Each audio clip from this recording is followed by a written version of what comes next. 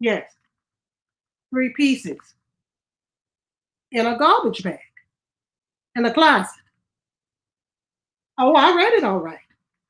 And you all need to get your facts straight. Ernie K-Doe did not drown in the storm. He was in a garbage bag in 3 pieces in my closet. Yes, that's my correction. And I expect you to run with it. Now, please. How? Okay. Here are the facts. So you do your best to get them straight now. Ernie and me stayed here in the mother-in-law lounge. I had been through Bessie and others. And also, I was a Girl Scout and a Brownie. And I lived in Plaquemine Parish for 15 years where we had a shrimp boat. And you know what to take out with you on a boat, so I know how to pack. That's why I figured we'd get through this. I mean, my parents taught us to keep at least 3 days rations for each person in the house. So we had food and water and plenty of batteries and cleaning supplies.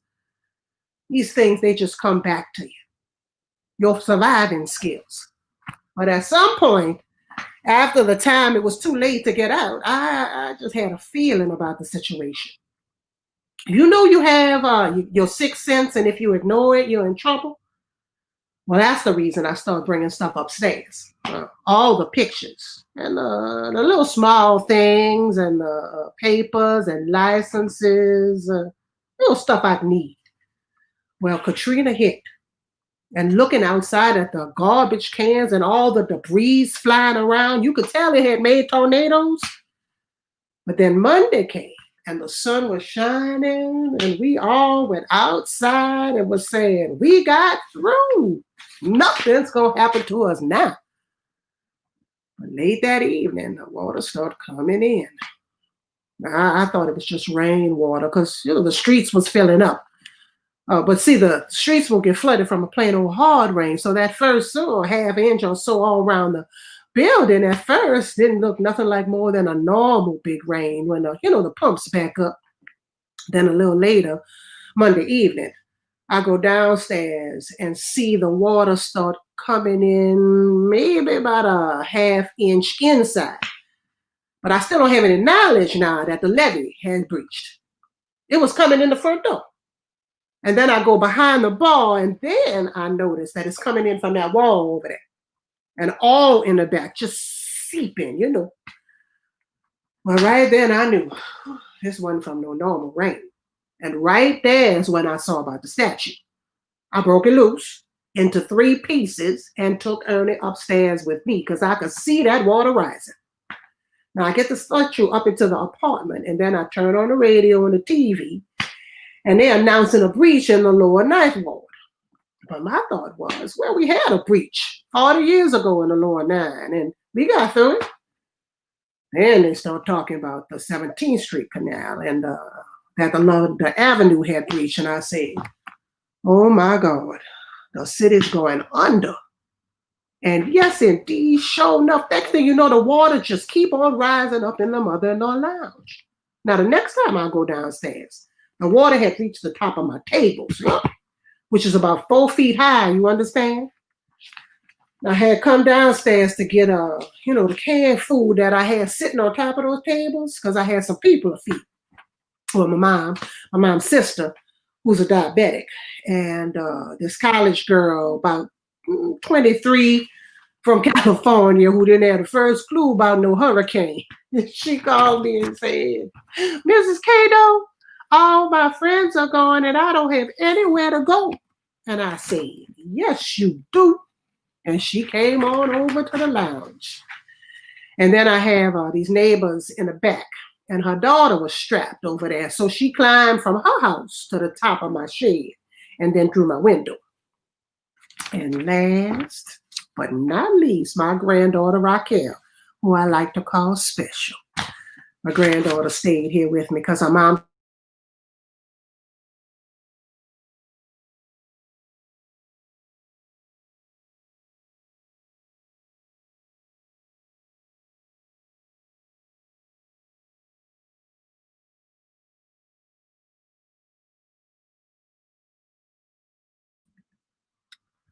You see, having a special kid, you just do worry about him a little bit more. And I really wanted Raquel here with me. So my daughter brought her on over to the lounge and we all stayed upstairs in my apartment together. Now Raquel and I ended up staying here 7.5 days. You see, on the 5th day, I could have left. The National Guard came through and they wanted me to evacuate, but I said no due to the fact that I got seniors living all around me and I could hear the people crying and screaming and babies and all like that. And there were looters around here. So I said, no, I got to keep an eye on my neighborhood. See, I was in a good position to check on my neighbors, being high and dry up in the apartment upstairs with gas, baby, for 3 days. Now, you see, that was a miracle because my gas meter was underwater, but I was able to cook and feed people passing through the flooded streets. Oh, baby, you could smell the barbecue. Everybody was barbecuing because their barbecue pits was the only way they had to cook. And that barbecue, baby, smelled good. You see, people was actually just walking all through the water from house to house, just talking. Like one time, one of my neighbors from around the corner, he came over and he said he didn't have any soap, but he wanted to take a bath. And I said, how you gonna take a bath in all this water? Is your house flooded? And he said, yeah, but I'm in a 2-story house and I got water upstairs. So I gave him some soap and some bad stuff. And he brought me over some batteries just to make sure I had enough. You know, people, they just helping each other. But now there's some things your neighbors just couldn't help you out with. Like when my mom's sister, the diabetic, realized she didn't have enough insulin. So I had to get her out of there. So the police, they was all up there, you know, on the I-10 overpass. And I had this white sheet and I had some red spray paint, which I always had kept around since Betsy. So I sprayed diabetic help on the sheet. And my granddaughter and I held it up. And the police saw it from over there on the overpass. And they got on the bullhorn and said, what's wrong, Mrs. K-Doe? So I got on the roof, closer to the overpass, and I hollered at them that I had a diabetic emergency. They sent a boat over to take my mom's sister. Now, they didn't have enough room on that boat for nobody else. And that poor college girl, she just started getting real panicky, like she got cabin fever or something. So I just go on down to the line. You don't want to go down there unless you absolutely had to. That water was up to my neck. And I don't, you know, that's a lot of water because I don't know how to swim. But I knew what I needed from up above the bar. So I just go on down there and say, and I get myself this half gallon of Crown Royal. And I go back upstairs and I tell the college girl, go ahead on, baby, knock yourself out. And you know, she sure did knock herself out.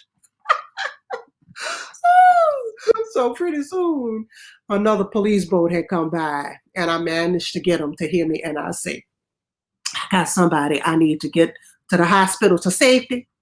And they picked the girl up. And I give her some numbers on my family to call and just say that I'm okay. Now, I still wasn't ready to go because I was waiting for the National Guard showed up to stay. I didn't trust leaving a mother-in-law lounge to a city with no security. And of course, the National Guard took a hell of a long time. But I still had my granddaughter with me now, and she was getting kind of panicky too. So I said, now, baby, don't worry about nothing. You know your dad is a truck driver, and he can come through all this water. He's going to come get us. Oh, and other stuff like that. Now, of course, I was worried too. But I couldn't really express it with her. She's special, you know. So I kept her mind occupied, you know, just to pass the time. I taught her how to take a bath with 1 bottle of water, stuff like that. And then she said, well, grandmother, what we going to do to flush the toilet? And I say, well, you know what? We going to tie a sheet to a bucket And then we're going to dip that bucket down into the water and we're going to pour that into the turtle tank. I showed her all kinds of stuff. We played bingo. Oh, we did a whole lot of things.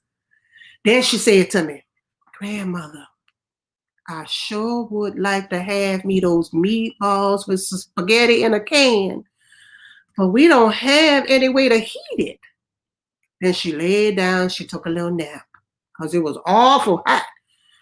Then I quietly opened up that can of spaghetti and meatballs and put it on a plate and then put it outside in the sun while she was sleeping.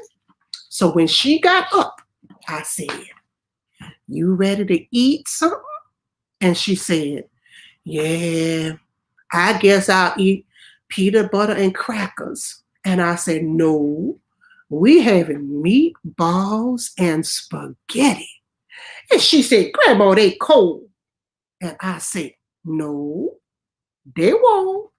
And then I hand her the plate and she looked at me, she said, Grandma, how you do that? Just magic, I guess. And she sure did enjoy eating that warm spaghetti and meatballs. Oh, yeah, we just sit and do whatever we could for passing the time those days. At night, we sit up on the roof where it was cool and real dark because the only light you had was the stars. Well, and occasionally somebody coming through the water, that had big lanterns or something. And then this one night, we up on the roof late for evening, just sitting out there listening to the radio. And we hear this crowd of people coming close. So I say, turn the radio down. Then we hear this guy say, yeah, they got a lot of liquor in the mother-in-law lounge. So we gonna go in there later tonight. My granddaughter takes a hold of me and I just gently sort of push her back. And then I take out my sawed-off shotgun and I blast away. Boom! Now, I tried not to aim too high because, look, I didn't want to shoot the people on the overpass and not too low because, I didn't really want to hit those guys. So I just shoot right over their head. Boom! And boy, then they start to running. So I holler, and I don't think you all won't come in this mother-in-law lounge. And then I shout, and I got more. And they start to scattering like birds. Oh, I never knew somebody could run that fast through the water. So my granddaughter, she says, Grandma, did you kill anybody? And I say, I don't think so. I didn't see anybody floating. Everybody running.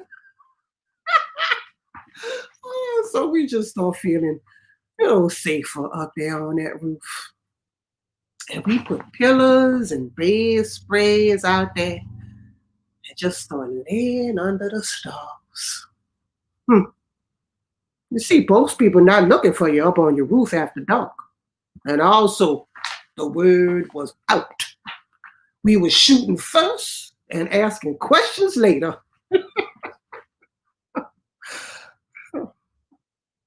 See, I didn't want nobody breaking in here with my 15-year-old granddaughter. People was doing God knows what to all the other people out there, and I just didn't want nothing to happen to my granddaughter. So we survived that night. Oh, there was all kinds of people sleeping up there on the I-10 overpass. I guess they was just putting them there and letting them just walk to the Superdome. But you get plucked out of the water and just put on a bridge and you tired. I seen old people pushing old people in wheelchairs. It was just like that TV show, MASH around here. Helicopters and boats and army trucks and, just all the hurting people just get scattered all over the interstate. Coast Guard started picking people up right over there. They was lowering themselves down, from the helicopters and then strapping the people in and just pulling them up in the wheelchairs. It was sad. It was pitiful, Well, finally, the National Guard did arrive, and, you could just feel the city change. It was like people got happier. I remember one night there was a boat in the water, and they was peddling it, with these big bowls in the water. And it looked like a big old monster coming down the street, passing through the water, and they had a light on it, and a bunch of people that was passing was singing the mother-in-law song to my granddaughter and me. Now that was something funny.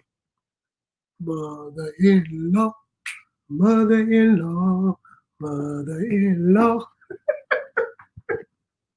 And then the food started arriving finally, and the water. It was strange to see these huge helicopters up there on the overpass, and the back of them open up and like the jaws of a big shark. And the people started rushing for the food and the water, but on the bullhorns, they yelling at the people to get back because of the helicopter, propellers. That was pretty sad to see. Now that the National Guard was here with boots on the ground, now I was looking for a way to get out. Now, it took me a day or two to figure it out, but one evening I spot the CNN helicopter, and I tell my granddaughter, "Quick, let's come to the door, baby. That's CNN news. Let's wave at the helicopter. At least the people will film us and people will know we okay," which is what they did. Yeah.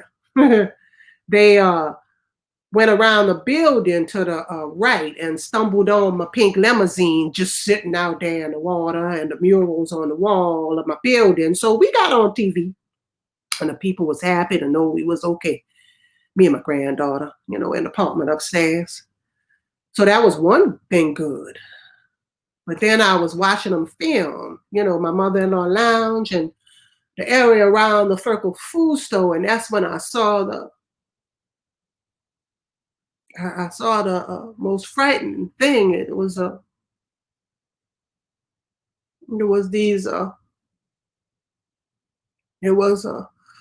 dead bodies floating, just popping up all over.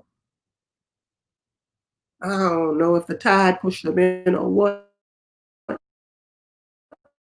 So swollen, and there was these boats with the Vietnamese, and they had these high long hooks, and they were just hooking the bodies, and they took them over to the Circle food store and just tied them up. And the reason I was able to know where they took them is because when we finally got out on this big truck, we drove around to see if anybody else needed to get on, and then we came around the Circle food store, and they had all these bodies tied up there. And I was trying to shield my granddaughter so she didn't see those kind of things, I mean, they had bodies all over there. And every time I see one floating, I always try to, get my granddaughter inside or do something to have her head turn away from those things. Talking to her afterwards, she said, "Grandma, you was trying your best to keep me from seeing all those bodies, but I seen them." So that was scary. I mean, across the street, they had one hooked up over there in a tree.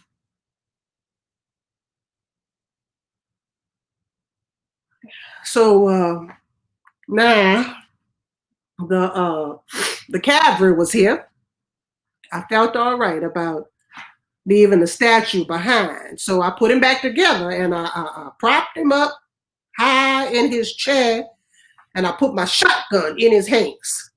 So if any looters come round to case the joint, they look through that window and see a guy holding a gun.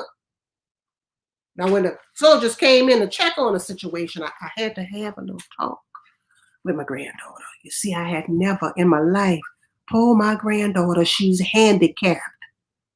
But at that moment, I had to use that word in front of her for the first time. So I told her, now you're going to hear your grandmother use that word maybe several times with the police and the National Guard. You know you special to me. But we're going to have to use that word to get through the system. So they came up on the roof and pick her up and then lower her down into the boat. Then they wanted to pick me up. And I said, no, you all got her down. I could get myself down. Just get my suitcase. So they put us in the boat and they take us to a bridge where they had already called and said that a handicapped child is on the way there. So there was a wheelchair there waiting for her. And you know what? That actually made her actually feel special. Then she went on through and they put us in a helicopter and strapped us down. My granddaughter was scared. She said, oh, grandmother, what we gonna do now? We gonna fall. And I said, oh, baby, now we gonna be okay. And you know what? I think she grew up because of Katrina. She was 15 at the time. She's 16 now. Going on 17, thinking she's 40. But she will kept me strong. Because she was here with me and I didn't have to worry about her. So they took us to the Louis Armstrong Airport and they had food and stuff there for you. And we was treated real good. Then we was taken to Athens, Georgia, and from there to Charlotte, North Carolina. And it was there that, at the Red Cross, just waiting to get checked out by the doctor, where I had the first chance to just sit back and be quiet and think about what had happened to us. And that's when it hit me. What was going on? And I almost fell over. And his doctor came in and I just snapped out of it. And what snapped me out of my fog and exhaustion was when he looked at me and said, where are your teeth? And I said, back in New Orleans in a glass.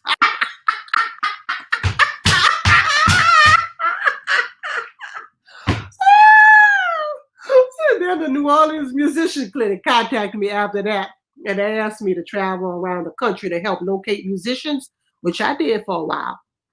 But bouncing back to all those different cities and hotels, I just want to be back home. Because even though I had left things, as safe and sound and secure as I could, I had seen on the TV that soldiers was going from house to house, just checking, and I'm thinking, oh my God. They're going to go in the mother-in-law lounge and they're going to think that statue is real and start shooting when he don't put that gun down. So I just started planning to rent a U-Haul to drive home because, I had a lot of stuff. But then I realized that if I do, I don't have transportation because all my cars are underwater. Now, I knew my pink limousine was flooded and ruined, so I needed new wheels. And that the used cars all around New Orleans would be ruined. So I just went online and started looking for a vehicle I could use as a truck. And lo and behold, I found myself a hearse. I sure did, which came in real handy. Getting through the National Guard checkpoints because they must have thought we was taking bodies out of the city. But they sure did look at us funny. And that hearse. Like they couldn't figure out now, is we crying, carrying dead bodies in, or we going in to get some? But when I get back in the mother-in-law lounge, the first thing I did First thing, take that statue apart and put him in my closet in the 3 pieces in a bag to cut down on any confusion. And then I got to work. I didn't wait for nobody to help me out. I just got down to it. But I was lucky because I did get some real great help. Hands-on New Orleans and even the rap star Usher. Usher had come to New Orleans, looking to help somebody under the music, and my name came up from Tipitina's. And a young man came in here representing Usher and said they'd help me with the walls and, the floors. Now, he didn't tell me it was Usher at first, but I realized who it was when Usher visited me. And he said, Mrs. K-Doe, you're not going to have to worry about anything. We're going to get this place back for you in memory of K-Doe, which they did. And when Usher was here, I asked him, could I take a picture with him, myself and the statue? And he said, no. And I'm like, oh God, I done asked him the wrong question. And Usher said, no, ma'am. I'll take a picture with you, myself, and Ernie. I won't call him a statue. I call him Ernie. And let me tell you what. I would stay here and do it all over if it happened again. I wouldn't change a thing. I was in a 2-story building. Yeah, it was rough, but I got no regrets about being able to protect my granddaughter and to know that the statue went unmolested. So no, Ernie K-Doe did not drown in the storm. Please get your facts straight. You just pricked. He was in a garbage bag in 3 pieces in my closet. That's right. Thank you. And be sure to send me a copy.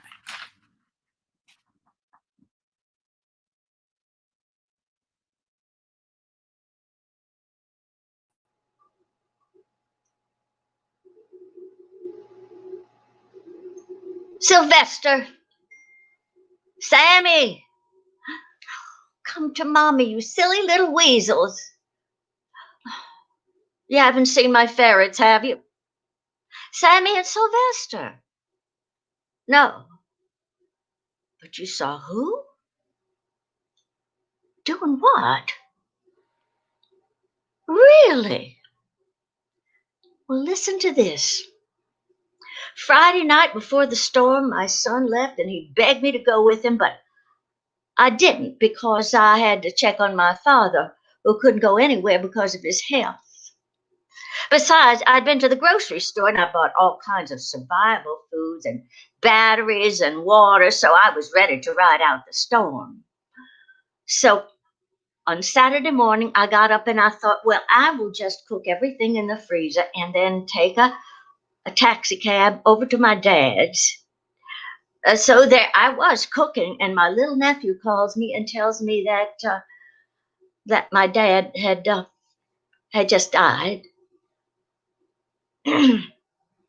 Excuse me. He was in the hospice that flooded 3 stories on Tuesday, so God did spare my father the flood. Meanwhile, my son kept text messaging me, telling me, get out. Well, I couldn't see what they were seeing on TV because I didn't have it on. We had power till about 5:15 on Monday morning, but I was working really hard and keeping busy, so I didn't watch any TV. Now, my uncle LaRon in Alexandria kept calling and telling me he was going to send somebody from the Red Cross to come get me. And I said, Uncle Ron, why? It's beautiful here. There's no problem. And, besides, I don't want to get Sammy and Sylvester out there in the heat with all their thick fur, and if we get stuck out there in the road and all this heat, it would be good for them. So I went to try to find someone to show me how to text message. And when I walked out the door, I realized that no one was there. everybody was gone. There was not a car on the street. So I started walking down General Pershing, and I came across these 5 kids playing Scrabble. Zach, Kelly, Claire, Charlie, and Ryan. And I say, I'm Jenny Lynn from across the street, and I need you to teach me how to text message because I can't answer my son, and he's driving me crazy and using up all my battery. They had tattoos all over them, and their bodies were pierced. I mean, eyebrows, tongues, noses. I generally would have passed them by. Well, maybe not, but I would never have gone over and talked to them. But I needed their help, so they laughed and they showed me how to text message. And then I ask them if they're hungry, and they say yes. So I bring them the catfish and potatoes and hard-boiled eggs that I made for my dad, but I couldn't eat because I was so crushed about his passing. So I give them the food and the radio with some batteries because they didn't have anything there. I thought that was strange. And then they tell me they didn't really live there. They just broke in. But they left a $20 bill on the windowsill to pay for the broken window. Now I just thought that was the sweetest thing. And so I go back over there to bring them some other things, and then I realized that the windows had been painted shut so they couldn't get any air. But they could come over here, and we could leave the doors open and sleep and be relatively safe. But Zach asks, whose car is that?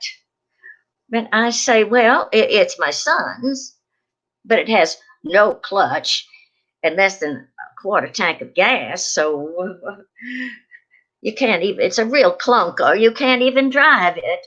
And he said, Miss Jenny, I drove an ambulance in Iraq. I can drive that car. Oh, so I give him the keys and I say, here, when you guys are ready to leave, you let me know so I can lock the gates and secure myself. And they say, okay. So the storm hit on Monday, and it was very, very noisy. You could hear glass breaking, and it was really frightening, but hard to believe we had electricity until the storm blew past. So I get up Monday morning, I go outside, and I start clearing debris and clean out the storm drains, and I was really dirty and sweaty. And the kids come back out, and they say, they're going to leave. So I said, well, okay. You guys let me know where you are so I can send you the title for that car, because I didn't think I could ever sell it. But I didn't think they'd make it too far. And they didn't leave. They stayed, and they helped me clean up. So the next day, Tuesday, about 5 a.m., I see a car driving down Saratoga Street, and the water is coming out the wheels. And I thought, that's weird. So I go find Zach and I say, let's walk up the street and see what's going on. And he said, no, Miss Jenny, you stay here. I'll go. So he goes on up there, and I continue to move things because I was going to shampoo the carpet and set up all the tables and everything. And I was all sunburned and dirty, and I was just going to get in the tub. And those kids come bursting through the door screaming, you have 2 minutes to get out. Well, they grabbed my ferret cage, and that broke me down. They grabbed me by the arm, and they said, your ferrets are in the car. We got Sammy and Sylvester in the car. Aren't you coming with your ferrets? And I say, yes, I'm coming. And then I step outside, and there's already 3 feet of water in the walk. So I grab a change of clothes. The kids had already grabbed the ferret supplies because they knew I'd followed the ferrets. So they took Sammy and Sylvester, put everything in the car, and Zach has the car backed up into the street, and the tailpipe is underwater. I don't know how they got up General Pershing Street because there were power lines down there, big, huge, live oak tree limbs in the street. And Zach drives up on this high curb and down the curb and around broken wires and hanging wires, and he just snakes around till he gets to St. Charles Avenue across the streetcar tracks. with all that debris, it's a miracle that we got out. Well, we get up to the Walmart in Chapatulas, and people start chasing the car, trying to pull the doors off. And Zach was so sweet. He'd say, "Don't get excited, Miss Jenny. We're going to be okay." And I'm going, "Oh, I'm scared to death." But these kids are so calm and cool and upbeat, and they're just making jokes and making an adventure out of it. So, I'm so mortified. I start praying. I lift my arms up to heaven and I pray to God to get us to someplace with gas and a phone. Meanwhile, in the front seat, I see Kelly, a self-described witch. She's waving her arms in huge circles around, but I couldn't make out the words she was saying. Later, she tells me she was gleaning fuel from the universe. Of course, I want to give God credit for getting us safely out of there. And somehow, I believe Kelly's prayers went to a being much more powerful than any witch or warlock. I mean, this clunker had no clutch, so you couldn't shift it.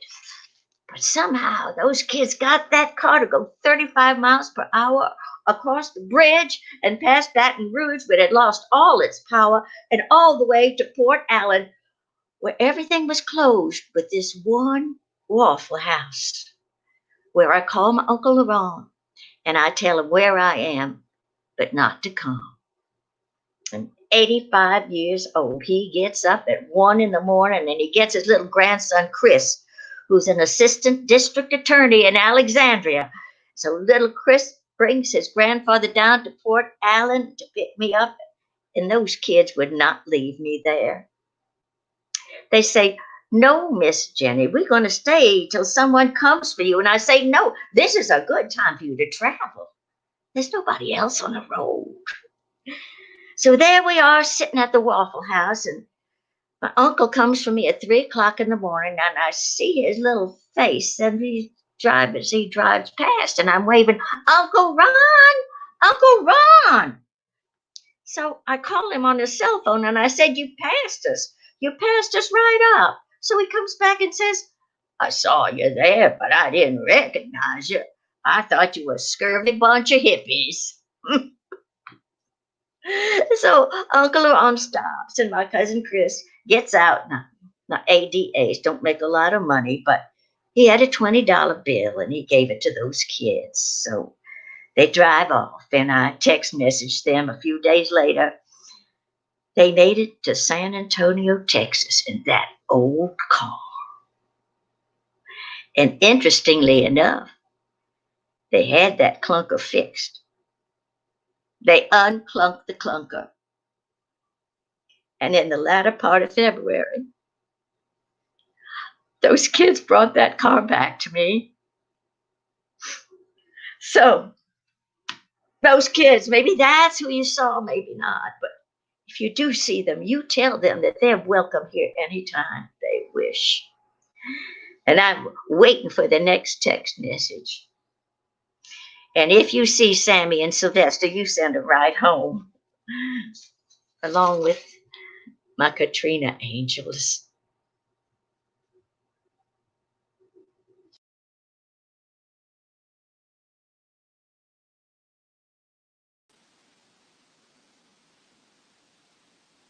Huh. Look at this. This guy says he directed rescue operations from the roof of the American Can Company, shepherded hundreds to safety, wrestled alligators. I guess you can say anything that you want to about Katrina, but the truth is better than fiction. You see, when Katrina was approaching, I was telling my parents to leave, but of course they wouldn't. Mama said, "During Hurricane Betsy, I was at home with 3 small children, an invalid mother-in-law, and your father was on a telephone pole working in the 9th Ward, and we were fine."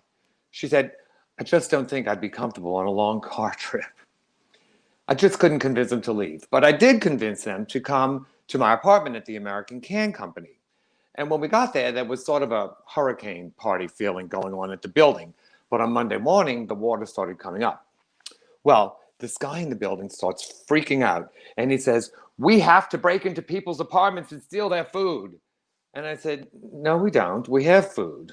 We have food and we have scotch." So then he runs up to the roof and he writes this big, bold SOS statement on the roof, but he does it in soap powder. And then the rains come, and then we're all having to be careful not to slip and fall in the bubbles. So now he's really jacked up, and he takes this fire extinguisher and he smashes this vending machine and starts taking all the candy out of it. And just then this big guy, John, this 6'7" ex-Marine, picks him up around the neck and throttles him. And he says, "You're going to act right." So we're running around to all these apartments checking on people. And on Wednesday, the helicopters start landing on the surrounding buildings, a hospital and a nursing home.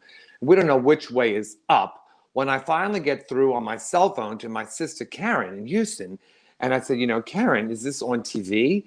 And she said, "Rudy, there's nothing else on TV." Anyway, the water keeps coming up more and more, and suddenly this crazy woman appears on the roof claiming to be a police officer.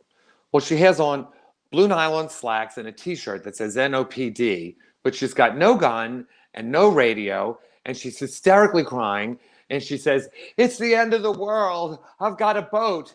It's got a hole in it, but I patched it. And I'm going to take you over to Xavier University where the people are going to come and take us away." And so all these old people I have with us are like starting to follow this lady. And I said, "Wait a minute. You can go with this hysterical woman in a leaky boat, or you can stay here where we're high and dry and we have plenty of food and water and booze." Well, most of them decided to stay. So then on Friday, the helicopters finally landed on our roof at about 3:30 in the morning. So I'll push Mama into the helicopter, fold up the walker, and climb in behind her.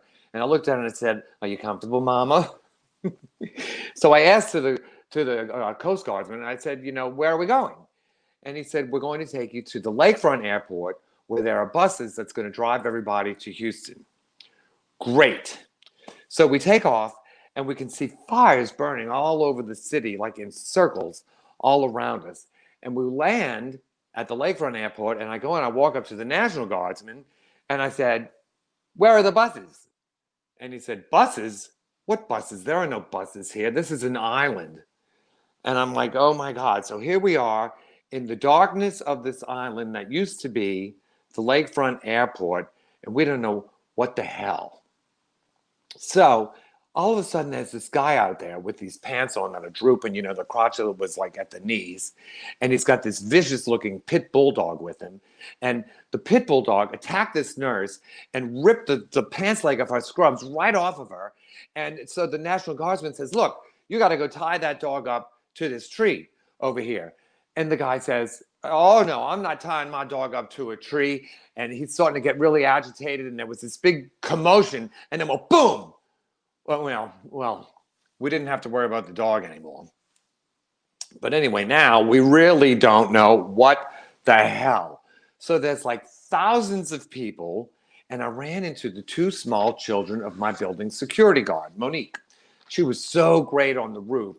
She was making sure everybody got their blood sugar taken and had the right insulin, and she was just wonderful. And anyway, I say to the kids, "Where's your mama?" And they said, "We got separated." And I said, "Well, you stay with us. And if we get separated, just look for the old people." So the kids stay with us. Well, now Mama is so exhausted at this point that all she can do is rest her head on her arms on the rungs of the walker, with Daddy and me supporting her back with ours. And we were waiting and waiting. And then at 11 o'clock in the morning, Geraldo Rivera shows up. So, he's kind of smarmy and dramatic. But when he had those Fox News cameras rolling, the American Army was on its game. They were bringing in Blackhawks and Chinooks, which is what we got. So Mama, who's terrified of flying, is looking at the ass end of that Chinook and at her walker and at the helicopter and the walker. And she gets revved up and she starts taking off. And honey, she burned a hole right through the bottom of those tennis balls on the end of that walker. So we're off again, this time to the New Orleans International Airport, where we're loaded onto these like flatbed trucks and driven around to this concourse that was set up like a field hospital. They see Mama with the walker, and they shuttle us into this room with like 2,000 incontinent nursing home patients screaming and crying and having this crazy time. So I say to the kids, I'm like, let's go see if we can't find your parents. So I take them by the hand and we start walking through, and by some divine providence, we ran into the uncle, and the mother was not far behind. So I go back into the room where my parents were, and they had run into a bunch of other people who had been up on the roof with us. So we've got like this group of octogenarians, but there's only one cot for all the people to share. So the young kids, comparatively speaking, were running around trying to help the nurses, handing out water bottles, changing people's diapers, taking them to the, we're just trying to help whatever we could. So anyway, we start hearing all these terrible stories about these things that are going on in New Orleans. And so I walked up to this nurse who was from Alaska, it said on her name tag. And I walked up to her and I said, I just want to let you know how grateful we are that you're here, because we keep hearing these horrific things that are going on all over town. And, I just want you to know that the whole city isn't populated by a bunch of crazed lunatics trying to burn the place down, and that we really appreciate your help. And she hugged me. And she said, nobody thinks that. And that really touched me. And anyway, Mama was getting up from her turn on the cot. And, she figured she had to get gussied up. Because, you see, every day up on that roof, Mama had the hairpin curled and the lipstick on. In fact, with Daddy in his guayabera and his knit slacks, they were voted the best dressed refugees on the roof. So she pulls out her lipstick, and she's pulling it up, and it slips out of her hand. And I see it fall onto the floor where there's thousands of incontinent people.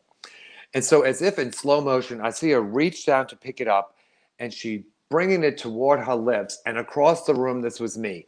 Mama, no! You can't put that on your mouth. And she said, oh, but Christopher, her grandson, Christopher gave this to me for Christmas, and he told me it was the perfect shade for me. And I said, well, I don't care, Mama. We're just going to have to go back to Walgreens later. So we're in this airport with all this crazy shit going on, and all of a sudden, Al Gore shows up. He and his kids had chartered a jet, and they were just pulling people out of the city. He asked me how many people we had, and he said he was going to be back because the plane was full. So they take off, but they were delayed in returning because George Bush flew down at the same time to survey, and all rescue flights were canceled for like 10 hours so that he could have a photo op, as far as I could tell. So anyway, after about 29 cumulative hours, Al Gore returns, and we board the flight with him. He's taking everybody to Knoxville. So as we're taking our seats, Mama sits down and she says, thank you, Mr. President. And he said, what do you mean? I'm not the president. And she said, oh, yes, you are. You were robbed. Are you going to run again? And he said, oh, no, I'm afraid I'm a recovering politician. So anyway, on this flight, this girl, Charlie, who lived in my building and was evacuated with us, she gets through to her son, who works for Steelcase, the furniture manufacturer, who he called the president of the company, and he sent the corporate jet to Knoxville to fly us all to Houston that night, where we all had family. Well, I walk up to Mama all excited, and I said, Mama, guess what? We have a private corporate jet that's going to fly us to Houston tonight. And she says, oh, no. You go ahead. I'm going to get a hotel in Knoxville, and I'll fly to Houston tomorrow. And I said, no, you're not. You're going to get on this fucking plane, and you're going to sleep at your daughter's house tonight. Well, you can imagine. I never spoke like that to my mother in my life. And she says to my dad, can you believe the way he's speaking to me? And my poor daddy, all he could do was wring his hands. So we start to deplane, and it's taking a long time because these are nursing home patients, and a lot of them are contracted and they're on stretchers, and it's not like we pulled up to the jetway. They had to go down the steps. So it's taking a long time, and we're in line, and my mother looks at me and she says, Rudy, I have to go to the bathroom. And I said, well, Mama, it's right there. Just go. And she looked and she went, I'm not going in there with all these people standing right here. And I said, well, Jesus Christ, Mama, I don't know what to tell you. So now she's really pissed. And Al Gore walks up. And this time she looks at him up from her little hands on the walker. And she looks up at him and she looks him dead in the eye. And she says, how long are you going to keep us in this hostage situation you've gotten us into? So I looked at her and I said, have you lost your fucking mind? And Al Gore doubled over and laughed and thank God. Well, anyway, we board this beautiful Falcon 900 jet with all these TV monitors and leather seats and all this fancy high-tech equipment. And as we're taking off, she tapped me on the shoulder and she says, you were right, I apologize. Well, we eventually wind up in Houston and we get, of course, this tearful reunion with my sister. And it dawns on me that I've been with my parents for 24 hours a day for like 2 weeks. And I said, Mama, I don't think we spent this much time together in 20 years. And she said, try 40. So eventually, anyway, I wound up in Miami. But I found I just couldn't stay away. I felt the need to return to New Orleans because, I love my city and I was worried and I wanted to be part of the rebuilding. So when people would ask me, why do you want to go back there? I would say, because I'm homesick and my home is sick, but it's getting better.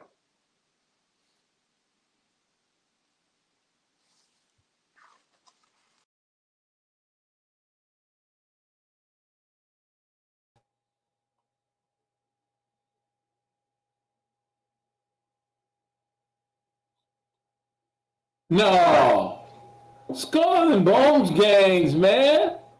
Now look, bro. They send you to New Orleans to be an insurance adjuster. You sure don't know much about the place now, do you? Should have never left this mask behind. What you say now? Well, people say this and that, but you know where all this comes from is where Katrina comes from. Yeah, Africa. So what you gonna tell the insurance company about this here mask, huh? How you gonna hang a price on this? Look, something like this, huh? Now look, one thing you can tell them about this mask, it might have stayed through the storm, but the spirit came with us. Yeah. Yeah, and they see the Skull and Bone gang do mean death. Yeah, I mean death. And I saw a lot of that horror on my journey. Like everything else to do with Kung Fu, it's also about the rebirth. And I saw plenty of that too.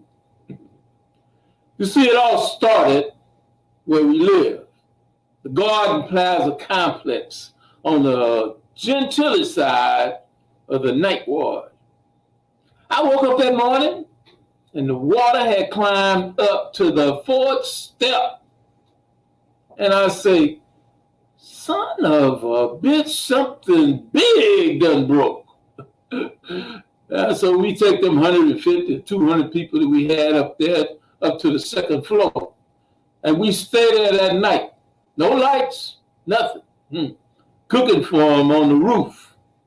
Now, from our roof, you could see how many houses was in deep, deep water. And all them people was stuck on the roof. Yeah, them guys and boats showed up. And I got to congratulate them because it was a hard thing saving old people.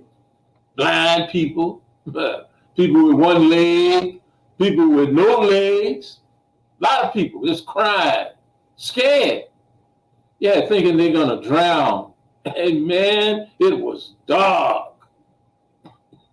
It was old people and children out there. We got them out first. Yeah, got my 90-year-old mama and my two sisters out. My one sister, Vera, she's paralyzed. And my niece. And we tell them to go and we gonna sleep up there tonight. Next morning, boats showed up and they came back for us. So we pull out in them boats over buses that you could see below without scraping on them or nothing. Yeah, water was so high. They take us up over to the I-10 overpass. Now, unbeknownst to us, my mom and them is stuck up there on that overpass that last night. And I had no idea where that happened to them. Now, on the I-10 overpass, we waited for several hours in that hot sun for buses that never came. Waiting there. You see more and more people you knew from other houses and complexes in the neighborhood. Everybody began to talk. Yeah. Reminded me a little bit like they say about Congo Square, place where slaves used to gather and find out where the people got spread to, where the slaves used to meet on Sunday. That's where the people at. That's where they was from. That's what we did. You see this one? Or did you see so-and-so? Huh? Did you see that one? How they got out, huh? The helicopters or boat. That's what we did. Yeah. We checked to see where our family had got separated to up on that overpass, just like Congo Square back in the day. Then they tell us the dome was overpacked, and they directed us to the convention center. Now that's when we first started seeing guns. Yeah, guns. First sign of the harbor. Police going this way and that way, this way and that way. So we walk, and the first thing we come up on, a dead person on the side of the road. At least they covered his face. Covered up his face, so pushed him over to the side. All right, so we keep on walking. And we see an SUV with a dog dead underneath and another dog wrapped around the tire of the car. Halfway dead, barking and crying. Man, that make you sick at the stomach. Especially the one that was still barking. Didn't have nothing to kill him with. Didn't know what the police was doing, so we just walk on through 6th Ward. Walk through the 7th Ward. We walk to the Circle Food Store. So we there. Now believe me, if this wasn't Congo Square, it wasn't nothing. Okay, people asking questions. Where you from? How you doing? You making it? Did this one get out? Huh? How about that one? Everybody moving the same way. Nobody telling us nothing. When we get close, we look down from that I-10 and we see all these people camped out in chairs, camped out on the banquet. Yeah. And there wasn't a breeze blowing anywhere. And then we descended down into it. Whole place inside is dark. We go outside there, and I see a guy I know from the plaza, and he tells me, he says, "An old lady just died." And I say, "Old lady, where's she at, huh? Where's she at?" He said, "Oh, they got her back there in the back." I said, "Come on and show me, man." Because, see, they had my mama somewhere in there, okay? And, well, I go and I look, It wasn't my mama. I said, bro, what's going on here, huh? I said, bro, don't nobody know nothing. Just get you a spot. Go on in the back. Find you a spot. So I'm looking for somebody to give me some kind of supervision. But I found out real quick, they didn't have none. So walking on into the back, you see a lot of these young kids. They riding on them forklifts and the motorcycles the workers had left there. Just riding around, up and down. That back part of the it's real dark cat. So I get my people together and I tell them, this is where your survival skills gonna come in, okay? Now they had these great big bolts of carpet back there. So we cut some pieces out. And we make the chairs like a wall with the carpet in the middle. That was our room. Couple of little small fights break out amongst people, but we keep going on about our business, see? Then, well, we watched a couple of people die. I watched more than a couple of people die. Police shooting people.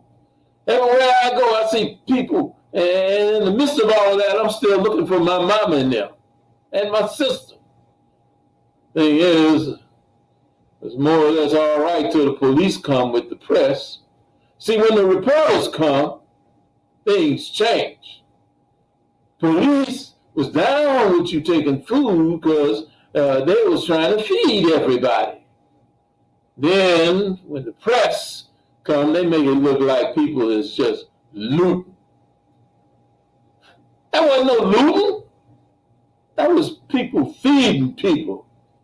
You don't want to see a lot of old people and babies crying for water. So a lot of them kids, they went to that grocery store back yonder, and they come back with dumpsters full up with water, food, and everything. Cigarettes too, and liquor, of course. And they give it to everybody. That's how we survived the convention center. Now, the liquor gets some people true, but it's also a double-edged sword. Now, I knew drinking that stuff, eventually it was going to turn bad, so I tell my people, look, there's no supervision. It's just us and them people who is drinking, and it's going to be some horror around here.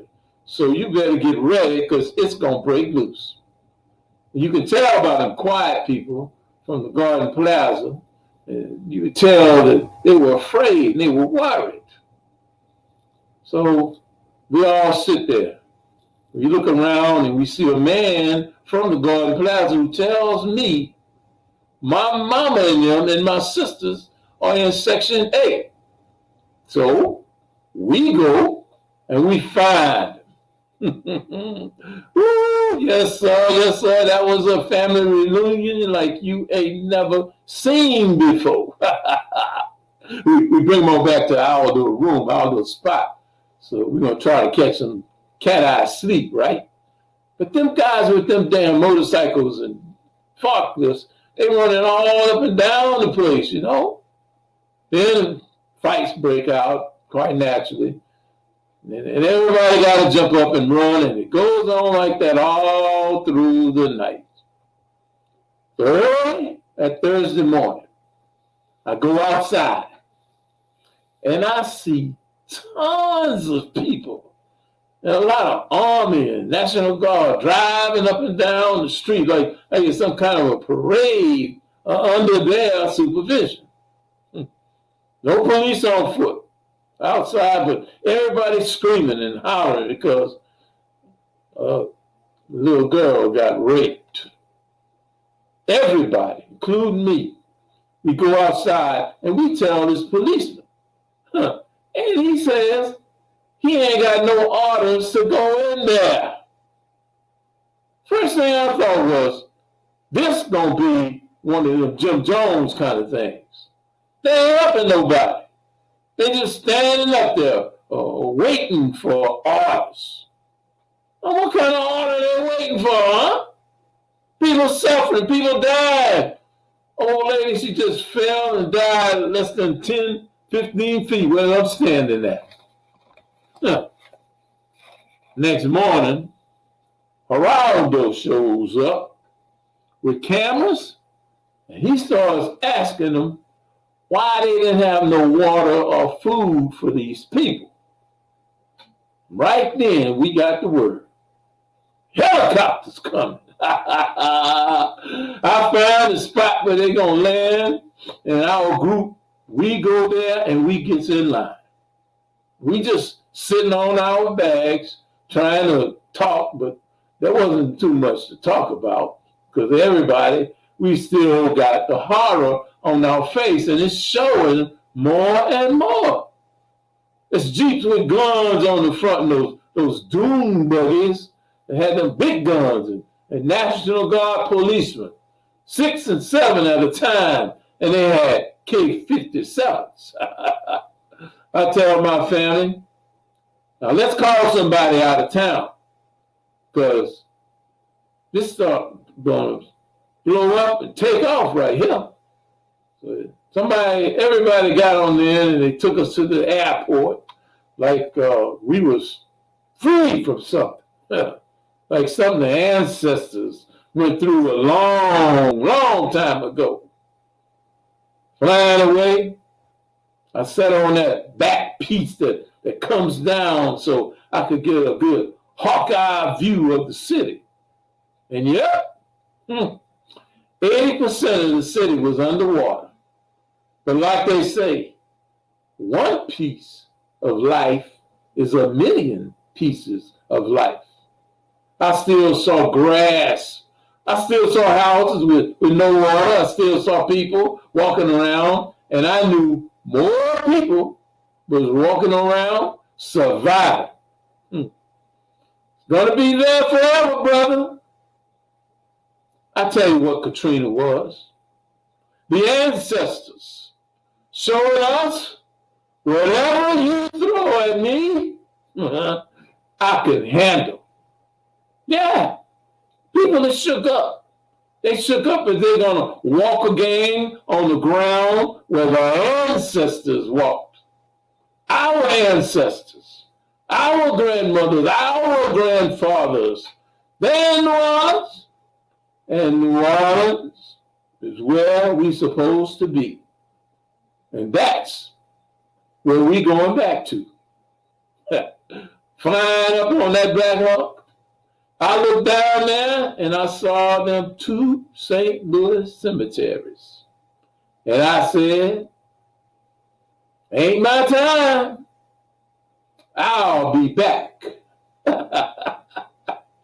So tell me, what you gonna tell the insurance about this here mask anyhow?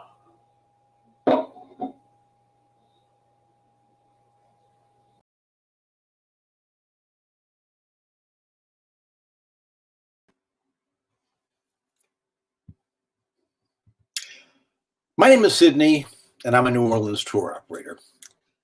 On the Sunday before Katrina hit, when the storm was coming, I took several people into my home. I took one of my tour guides, his pregnant wife, their 2 little kids, a friend of mine, Adele, her 80-year-old mother, Loli, along with their dogs and their cats. They figured they'd be safer in my house than they were in their own. And, I've never evacuated for a hurricane before, and I wasn't about to do it this time. I figured there'd be wind damage, trees down, power lines down, roof damage, but, in a week or 2, we'd be back on track.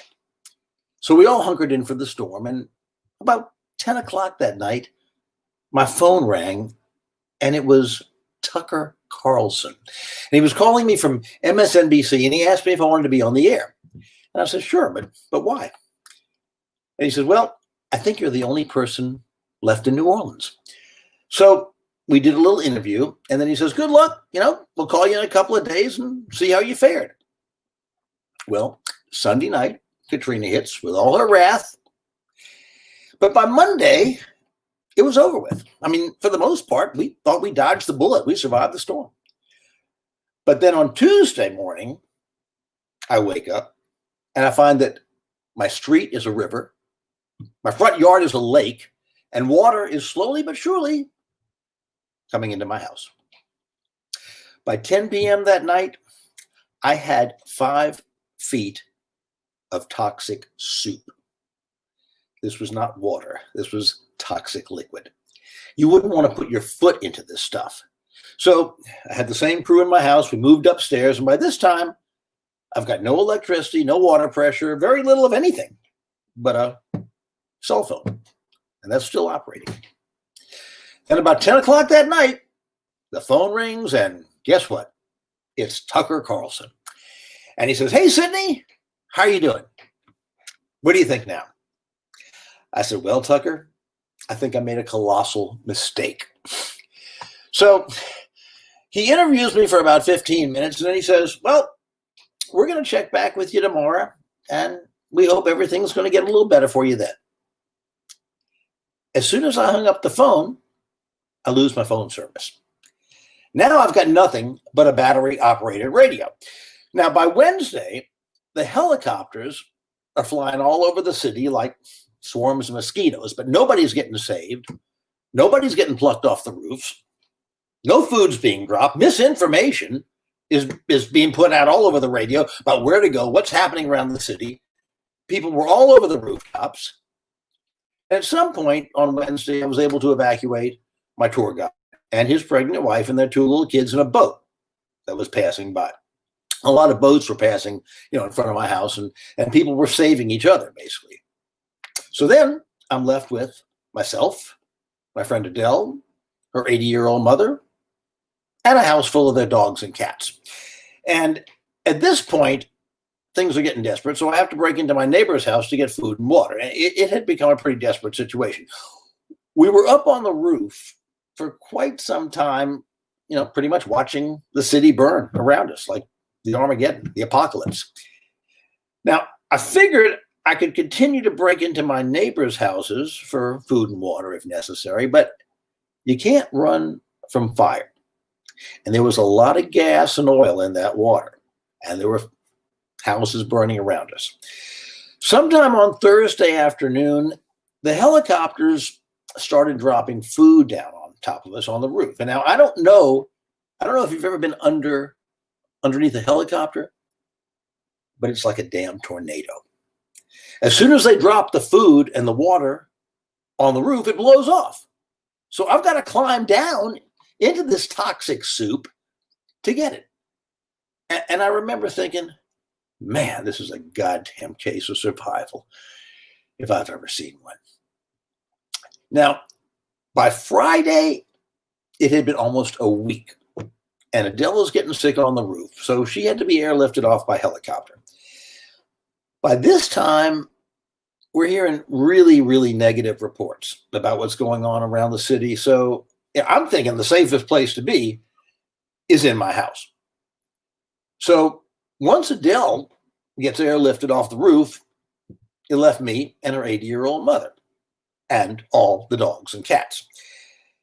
On Saturday morning, I'm listening to the radio about how the city's falling apart, and Loli, who is from Cuba, starts having these flashbacks about the Bay of Pigs and the Cuban Missile Crisis, because all the helicopters are flying around and they're shining spotlights on the houses at night. And she's saying, Sidney, the helicopter, oh my God, the helicopter, oh my God, the helicopter are coming.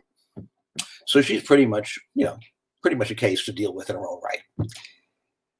Then later that day, in the afternoon, I'm in the process of making a sign for food and water, and all of a sudden, I hear a whistling sound. Now, I thought the whistling was coming from the radio, like a little feedback or something.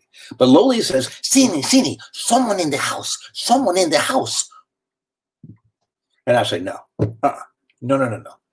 That's the radio. There's no one in the house. This is an island.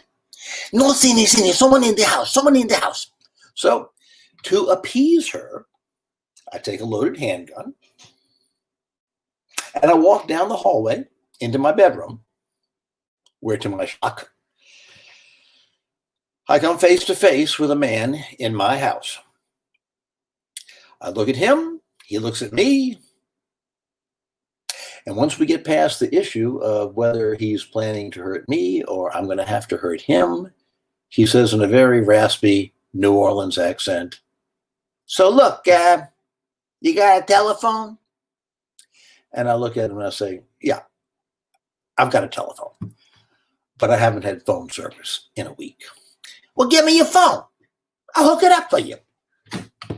I say, "What are you, from the phone company?" And he says, No. I can do these things." I say, "Okay." So he climbs up on my roof, top of my house. He hooks something up to my phone, and bingo, I've got a dial tone, crystal clear. And I say to him, "How the hell did you do that?" He says, "I can do these things." I say, "What's your name?" And he says, "My name is Gambino." I said, "Oh, you're from the bakery family." He said, looks back at me. He says, "No, I'm from the other family. I'm here to clear the family name." I couldn't make this stuff up. I said, can I make a phone call? Do you mind if I make a phone call?" He says, "Hey, knock your lights out. Make as many calls as you want." So I make a few phone calls. But I'm still not sure if I want to evacuate with this guy Gambino. I mean, he had come to my house in a boat, which he probably stole. And then I find him in my room, and he's already got half my food and water loaded up in a bag that I worked very hard to get, by the way. So I still wasn't sure about his motives. But just as I'm talking to him, the helicopters are flying literally 50 feet over my head. "Get out, get out, get out. Move. Get out of here." So I didn't know, maybe they knew something I didn't. So I grabbed Lily. I said, "It's time to leave. We're going to evacuate." So I leave. I spread food out for all the animals. And then Loli and myself and Gambino get into his boat to evacuate. And the only thing I take with me is the clothes on my back, my passport, cash in a bag, and, because I'm still not too sure about Gambino, the loaded handgun in my pocket. So we sail down the street, and we sail over cars. We sail over bus stops. We sail past dead animals floating in the street, over houses. It was really a very surreal experience. Finally, we get to dry land. And I'm judging by the situation. I'm looking at our situation. I see people for the first time in a week. Finally, we get to this dry land, and Loli comes running up and says, Sidney, come on. We got the ride. So then next thing, I find myself squinched up with 20 other people in this little tiny cubicle of a police van, and I'm barely able to breathe. I don't know where we're going. The van makes its way all through town. I mean, honestly, I feel like I'm one of the Jews on the way to Auschwitz. I was very squinched up. We get finally to the New Orleans airport, and that was an incredible scene. Bodies piled up. Body bags, military, all over the place. Hundreds, maybe thousands of people, media from all over the world. And I asked the military guys, "Where are you taking everybody?" They say, "Well, right now, everybody's being flown to San Antonio."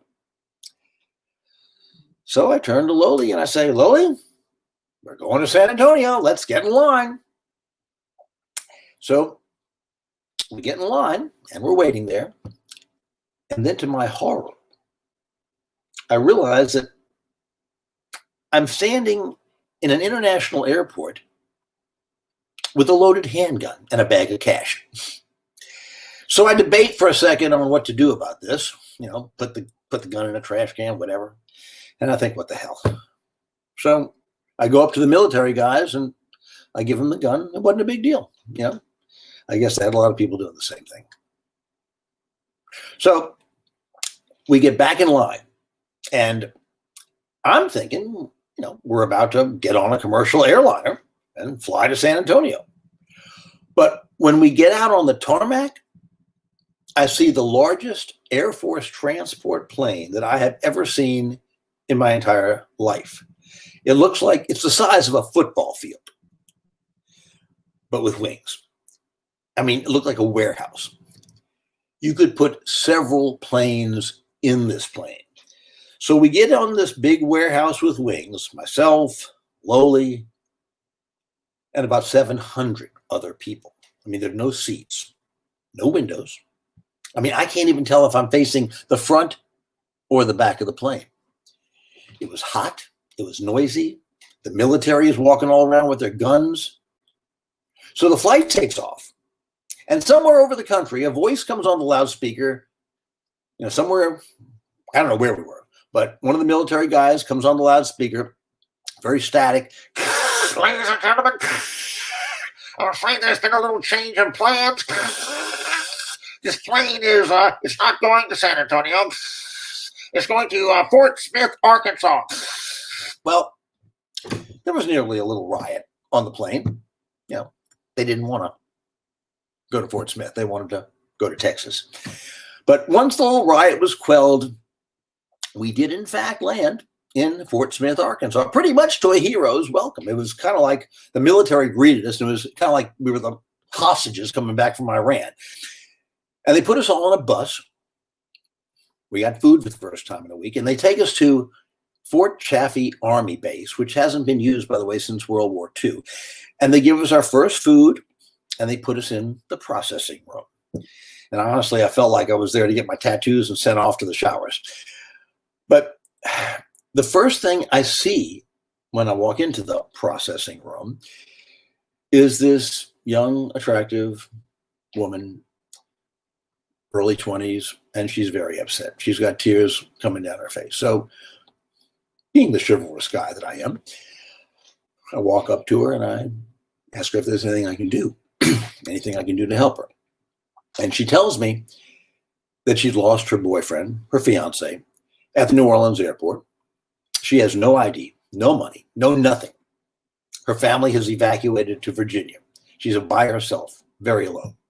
So I say, hey, you can be part of our little threesome, for lack of a better word. And we get put in a, meet myself, Loli, and now her name is Lindsay, by the way. Myself, Loli, and Lindsay were put into a little barracks with about 75 other people. And I got to take my first shower in a week. So I asked the military, how many people are you expecting here? And they say, well, probably about 4,000. I thought that was a lot. Well, when I woke up the next morning and I walk outside to survey the situation, there's more like 40,000 people there. And the buses are still coming in, one after the other after the other. And they're full of very angry people who don't want to be there. They want their city back. So I judging the situation, it was a powder keg. And I said to Loli and Lindsay, we're getting out of here. This is a powder keg. So the three of us, we walk outside and I say to the military guys, hey guys, how do I get out of here? I mean, I have the means to get the three of us out of here. What do you recommend? Sir, I don't know what to tell you. Nobody said anything about getting out. They just, we're just bringing people in. So I look around and I see the buses. Hey, the buses are coming in. Bingo. They're coming in. They got to be going out, right? So I walk up to one of the bus drivers and I say, hey, which one of you is leaving next? Oh, sir, we're not going anywhere. They just told us to come in and bring people here. Nobody's giving us any orders to leave. So now I'm getting real frustrated, because I'm getting the same answers from everybody I talk to. So I see a military Jeep going by and I hail it down and I say, guys, you ever get the feeling you're someplace where you just don't belong? And they say, sir, I don't know what to tell you. Maybe if, you know what? You see them ladies over there? Well, those ladies are civilian volunteers from the Red Cross. I'll bet you they can help you. Why don't you go talk to them? And the military jeep drives away. So I look around and I say to Loli and Lindsay, I said, look, just listen. I'm going to embellish on this story a little bit. So just whatever I say, just roll with me on it. So we walk over to the ladies and I say, ladies, the military guys in the jeep over there, they told us that you could just drive us out here in this car, drive us out of here right now. They told you what?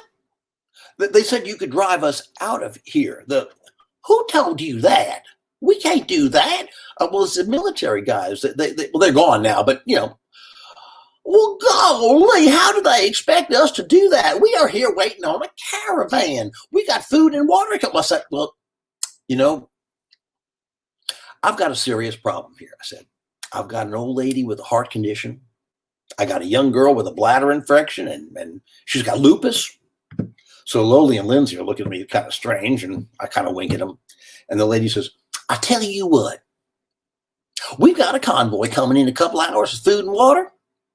If you all could wait 2 or 3 hours, I'll bet somebody could give you a ride out of here. And I say, sure enough. We did. And sure enough, in a few hours, the convoy arrives. And you know what? We got our ride out of there. They could have taken me to McDonald's and I'd have been thrilled. But they take us straight back to the Fort Smith airport. And I felt like nirvana. My prayers have been answered. Now, the Fort Smith airport is a rinky-dink little 2-plane airport. But there's a flight leaving within the hour. So I buy myself and Loli tickets to Miami. She's got a sister in Miami, and I have a sister in Miami. I buy the young girl, Lindsay, a ticket to Virginia, where her family is. And she thinks I am her guardian angel. Oh my God, my daddy will pay you back. Well, we go through security, and we're getting ready to walk through the metal detector. And I put my bag, my duffel bag, which had money in it, my passport, my meds. I put the bag on the x-ray machine. And by the way, there's nothing in that bag that would warrant it being opened. As I said, the only thing in that bag was the cash, my medicines, and my passport. But as the bag goes through the x-ray machine and it makes it to the other side, this one dumb-witted Barney Fife, Fort Smith, Arkansas policeman decides he's going to look in my bag. And once he does, his eyes get real big. And he starts to scream, TSA, TSA, Bill, Tom, Pete, quick, we got a problem. Call security, we got a problem. And I said, whoa. That's my money. Do not approach me. Hands at your side, feet together. Do not come near me. Well, the next thing I know, Loli and I are being ushered into a little room. Lindsay is taken somewhere else. She's crying. All of a sudden, I had gone from being an evacuee to being a hero to being a prisoner in Fort Smith, Arkansas. And Loli, who has a measly $800 wrapped up in her purse, she starts to cry. Sidney, they're going to take my money. They're going to take my money. I said, no, they're not going to take your money. Calm down. Anyway, we're in a room with several policemen, TSA people. And I say, guys, what are you planning to do here? And they say, oh, well, we're going to call the FBI. Maybe the IRS too. And I say, okay, fine, bring it on. So I wait about 45 minutes with these cops, and Mr. FBI guy comes in. And it looks like I took him away from a golf game. And he comes in, he says, hey, Sidney, okay, so tell me your story. What's going on? So I proceed to tell him my story. And he says to me, so where are you going with all this cash? I say, Miami. He looks at me and says, Miami? You're going to Miami with this kind of cash? I say, no, it's not that kind of Miami. It's not the drugs and guns Miami. It's more like my sister lives in Miami. And he says, Sidney, you wouldn't be leaving the country, would you? And I said, no, I'm not leaving the country. So then he reaches in my bag, pulls out my passport, and he said, what's this? Circumstantial evidence. I said, well, that's my passport. You know, when you evacuate, you grab your important papers. And one of the things I grabbed before I left was my passport. But you're not leaving the country, are you, Sidney? No, sir, I'm not leaving the country. So then he starts to play around with all the medicine in my bag. And he pulls out the only bottle that does not apply or pertain to me. And he says, who is Dan Hicks? And I say, Dan Hicks is a friend of mine. He says, you know, Sidney, it's illegal to cross state lines with someone else's medicine. And I say, well, you know what? If the best thing you got on me is a bottle of Viagra, then please bust me for the bottle of Viagra and get it over with. So he says, Sidney, I'm going to go out and make a phone call. Give me a few minutes. I'll be back shortly. So he leaves the room. I'm waiting there with the cops, and I'm thinking I'm going to jail for having too much of my own money. I don't believe this. But the FBI comes back. He sits down next to me. He says, Sidney, okay, you can go. Have a good trip. I said, whoa, thank you. Thanks. But what? You're not wanted anywhere. Your story checks out. So you have a good trip. So all of a sudden, I've gone back from being a prisoner to being a VIP. So I catch the next flight to Miami. The girl is thrilled again. She goes to Virginia. Loli and I fly to Miami. And within 24 hours, I'm picked up by an NBC limousine. And now I'm featured on the air with Tucker Carlson. This time with my face on one side of the screen and him on the other. So when I left New Orleans, I got Gambino's phone number. I figured he'd be a good part of the story. When I left New Orleans, I got his phone number and I gave it to MSNBC because I thought he would be an amusing part of the story. So I'm in the NBC studios in Miami, and I've got my Haunted History t-shirt, my Haunted History cap, and I'm about to tell my story, and I get my 15 minutes of fame, and I start to tell my story live on the air for the third time in a week, and I'm about 2 minutes into my story. I'm about to promote the tour company, and Tucker stops me. And he says, Sidney, hold up. We have on the line the man who rescued you, Todd Gambino. And I say, oh, yeah. So Tucker says, Mr. Gambino, tell us about the rescue. And this is what I hear. Well, all right. Here's what happened. You know, first of all, I want to thank Mr. George Bush. I want to thank Ms. Kathleen Blanco. I want to thank Mayor Ray Nagin. I want to thank the police chief, Eddie Compass. Tucker says, Mr. Gambino, please. I'm sure there are a lot of people we can thank, but please tell us about the rescue. And I'm thinking to myself, rescue my ass. Well, all right, here's what happened. You know, first of all, I heard Mr. Sidney was in trouble over there at 97 Fontainebleau Drive. Oh my God, I'm sitting there and I'm thinking to myself, I haven't given my address to anybody anywhere throughout this entire week, certainly not on the air. I heard Mr. Sidney was in trouble over there at 97 Fontainebleau Drive, and you know what? There was a lot of looting going on in the city at that time, and, well, you know, I figured Mr. Sidney had a lot of nice things over there. at 97 Fontainebleau Drive. And you know what? Damn it. When I got there, there was a lot of nice things.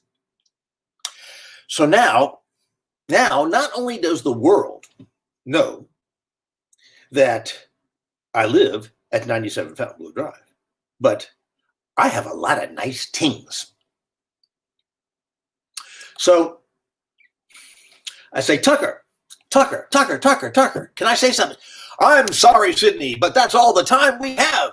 Thank you very much, Todd Gambino, and thank you, Sidney Smith. And we'll be back tomorrow night with more Katrina coverage. Well, for several weeks, I was in Florida. And when I finally got back to New Orleans, I was having lunch.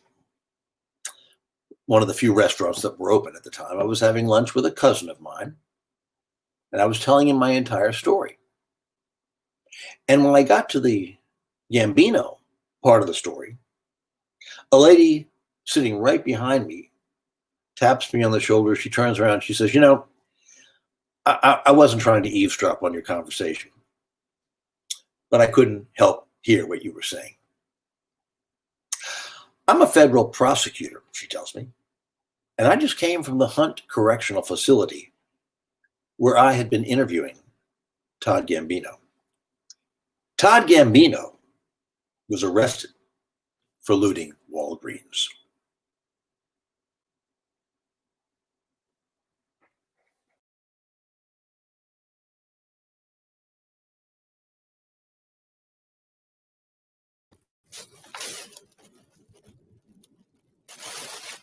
Excuse me? But I'm looking for the bus back to New Orleans. Yeah, back to New Orleans. Huh? Sure enough, I'm one of them that left because of Katrina. Yeah. What now? How's it been? Oh, it's been something of a journey, I tell you. What got me through is this here. Father Tony blessed it right before the storm, and I ain't took it off ever since. It got me through, this blessing did. But I'll tell you what was a blessing, Katrina. Yeah, Katrina was a blessing to me. That's right.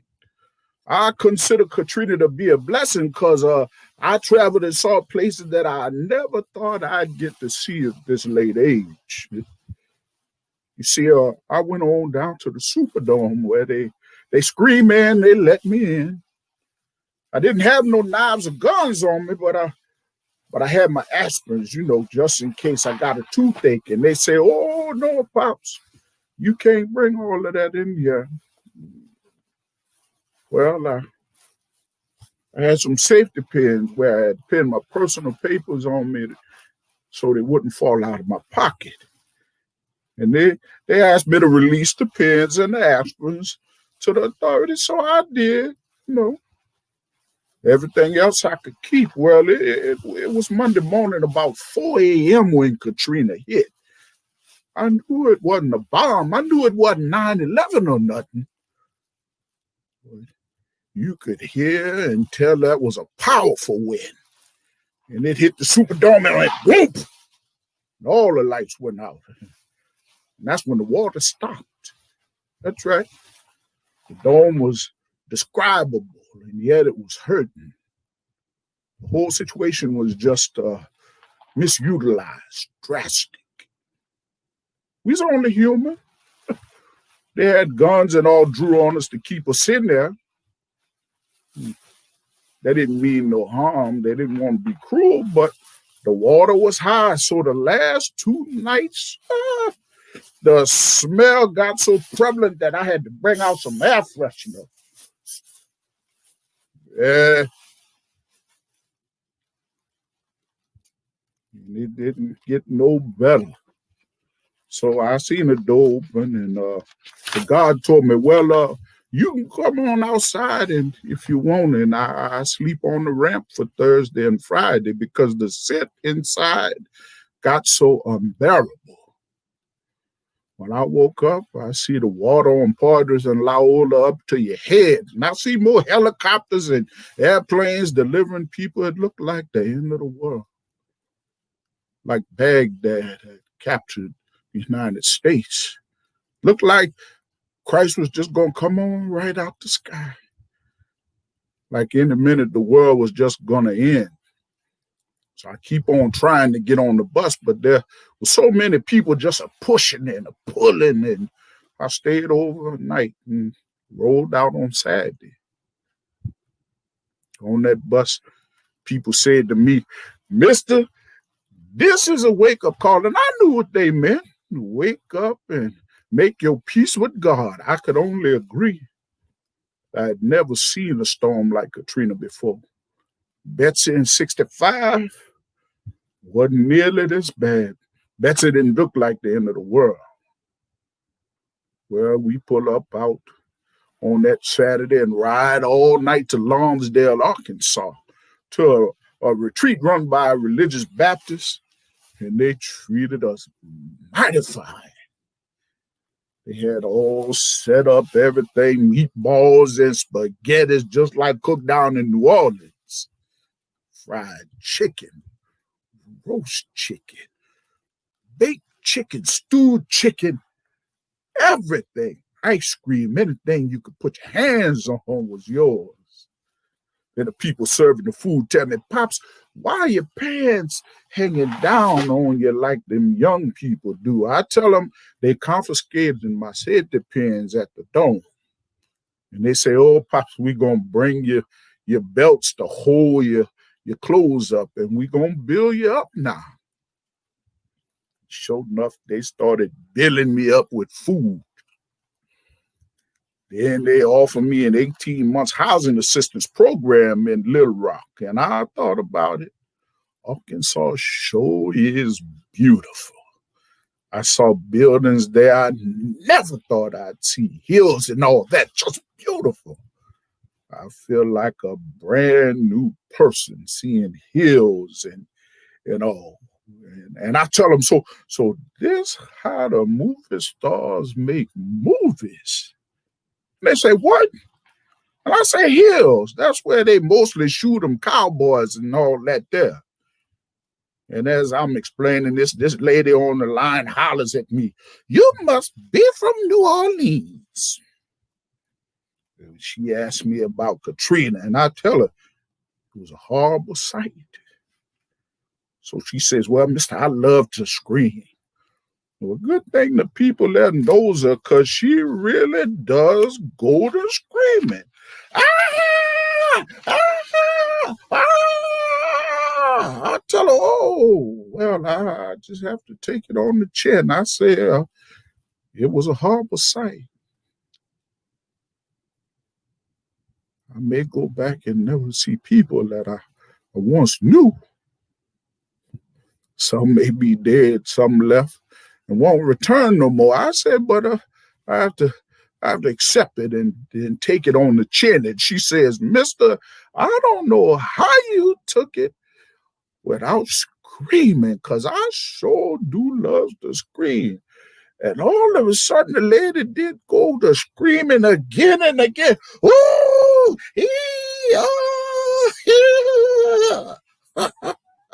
So everybody starts looking, but they could see I wasn't trying to hold a woman up or nothing.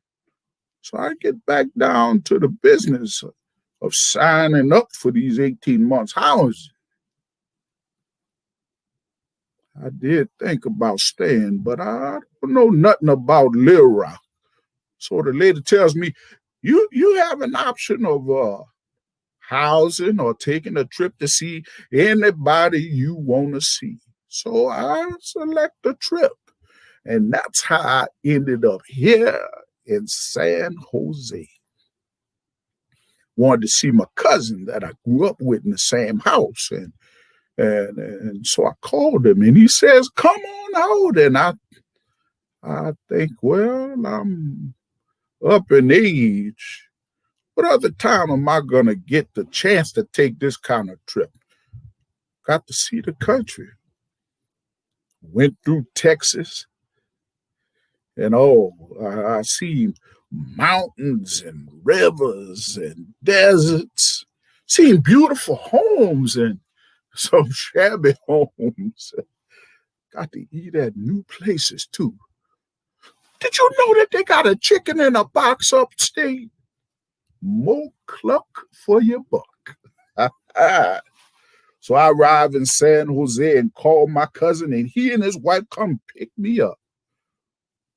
I had prepared myself for an old rickety old wooden house, but to my surprise, he was living fabulous.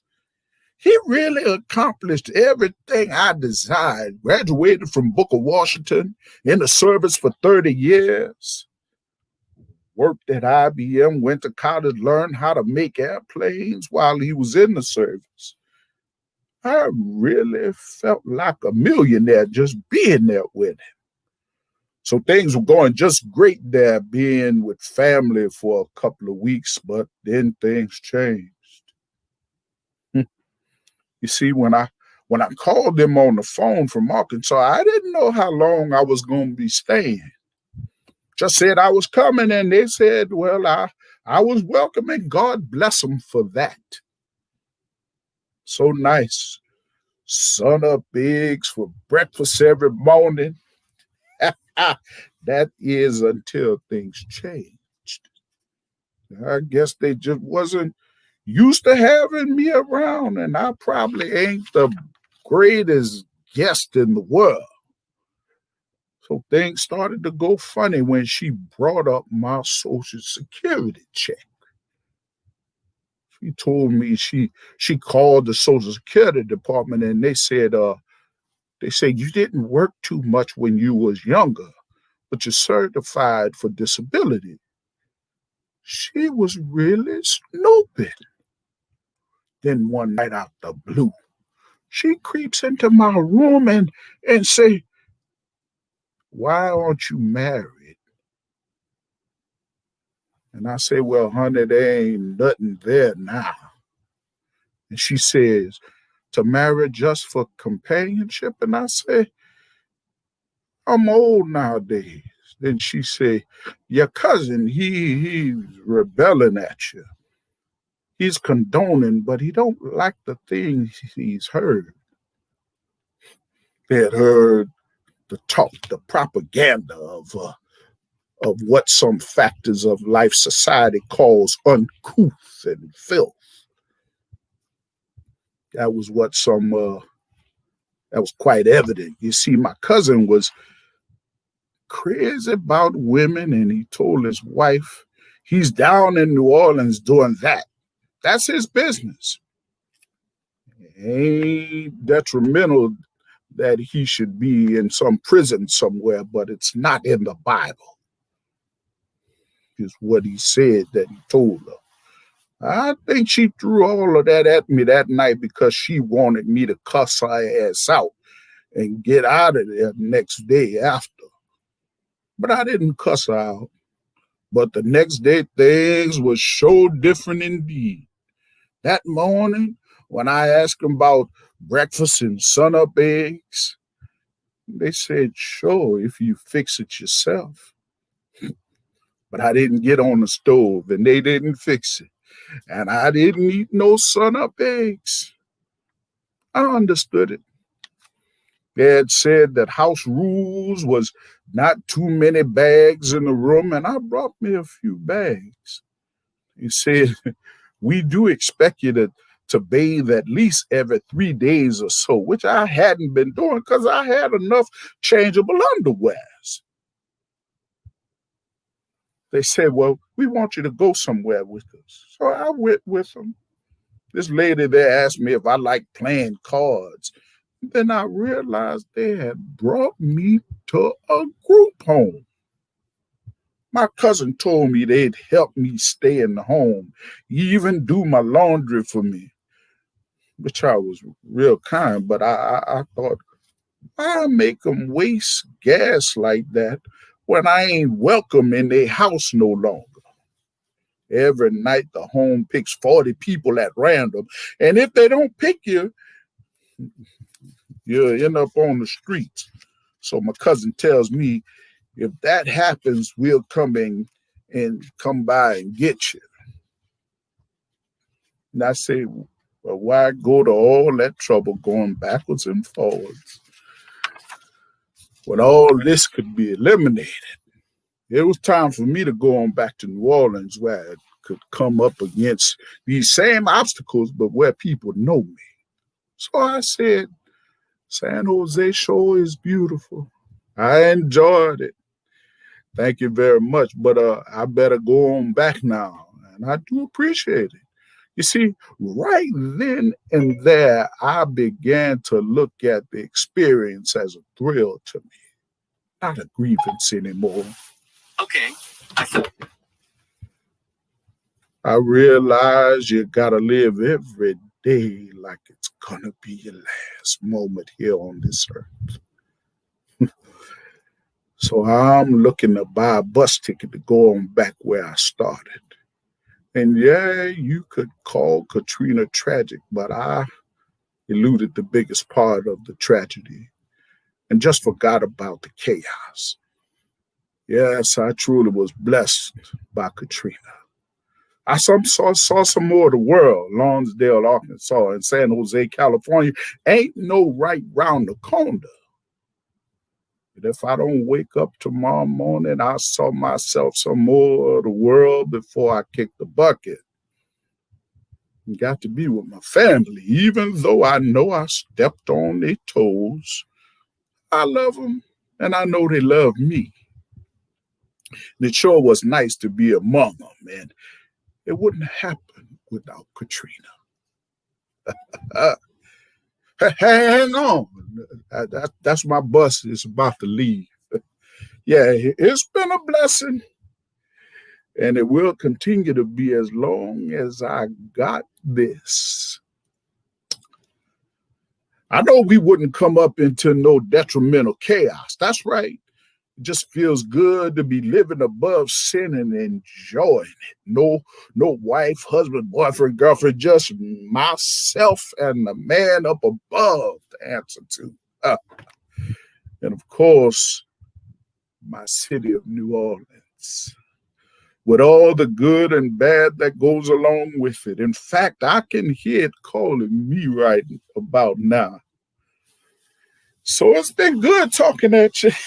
I best be gone, else this time I'll be walking to New Orleans.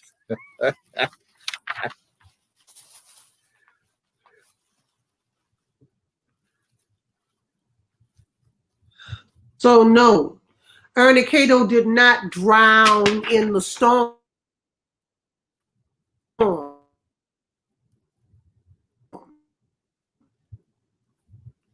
Need to get their storage pieces in the closet. They unclunked the clunker, and in the latter part of February, those kids brought that car back to me. So when people would ask me, why do you want to go there? I would tell them because my home is sick and I'm homesick, but we're getting better. I'll tell you what Katrina was. The ancestors showing us whatever they throw at us, we can handle. I remember thinking, this is a goddamn case of survival, if I've ever seen one. You gotta live every day like it's gonna be your last moment on this earth.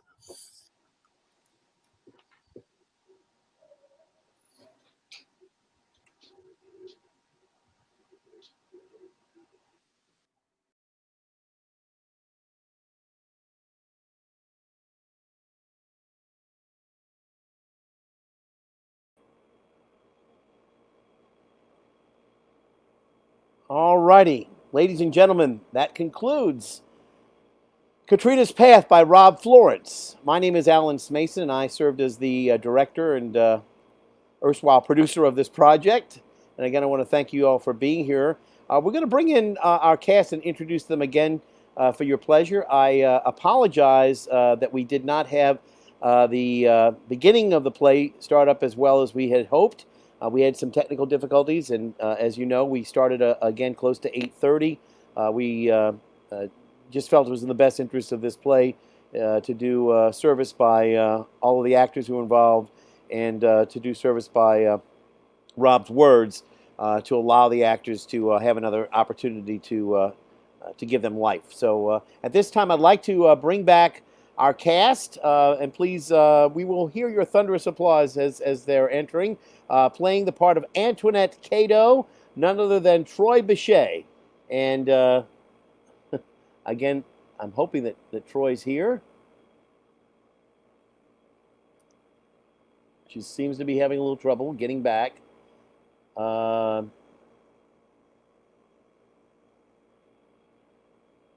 Okay. Well, we'll wait for oh, there she is. Welcome back, Troi. Thank you for being with us tonight. Can you hear us okay? Can you hear us? Can you hear us? Tactical. Okay. Well, I hope that we're hearing you. In any event, thank you for being here. You go. All right, good deal. I can't. We're not hearing you right. So let me bring in our next guest, our next actor playing the part of Jenny Lynn. Let me bring in Jenny Lynn. This is Janet Shea, and let's welcome Janet Shea. Hey, how you doing? All right. Thank you very much. Again, Janet, you have your Sylvester and your two ferrets with you. No, I put them to sleep after. Okay, gotcha. No problem. All right. Well, I appreciate you being there. Again, two of the ladies. Let's bring in our first of our male cast members, and playing himself, none other than Rudy Rasmussen. Let's see if we can bring Rudy in. And Rudy, thank you very much for being here. Hello, thank you. I hope you didn't put the ferrets to sleep. But they go to bed. They have a little bed in my closet. Oh, good. Thank you. It was a pleasure to work with all of you all. All right. And let me now bring in our next member of the cast, playing Sylvester Francis. Please welcome none other than Wilbert Williams Jr. Thank you. Thank you so much for being with us tonight, Wilbert. Again, you were the last member of our cast to join, but you did an outstanding job. We were really glad that you were a part of this project, and you played these parts before. We're going to go over that in a little bit before that. Now, let me bring in somebody I have known intimately for a long time, because not only is he indeed the same person who he played on the screen, but he is actually my cousin, Sidney Smith. Sidney, welcome to the program. And yes, you do own Haunted History. That is fact. And while we don't know where Mr. Gambino is, we do know where you live, and we'll talk about that a little bit later too. Okay. And then our final member of the cast. Please welcome Troi Poplous. And we do have two Troys, but they spell it differently, ladies and gentlemen. So let me see if we can bring in Troi as the final member of our cast tonight. Troi, thank you for being here. Thank you. I think I might have misspelled your name. Is that right? I think I misspelled. I gave you an extra O in there. Hold on a second. I had to do that on the fly, so I apologize. That's okay. I'm going to fix it right now. Sometimes you got to get it right. Okay, there we go. Now, who are we missing? Oh, Troi Bechet dropped out again. She's had trouble all night, and we hope we can get. Let's get Antoinette back in here. Troi, come on back. We're trying our best to get her to come back. We've had some difficulty with, I think it's the internet speed on her end. But in any event, she's still not here. She's still coming back. So first off, I want to give you all a toast.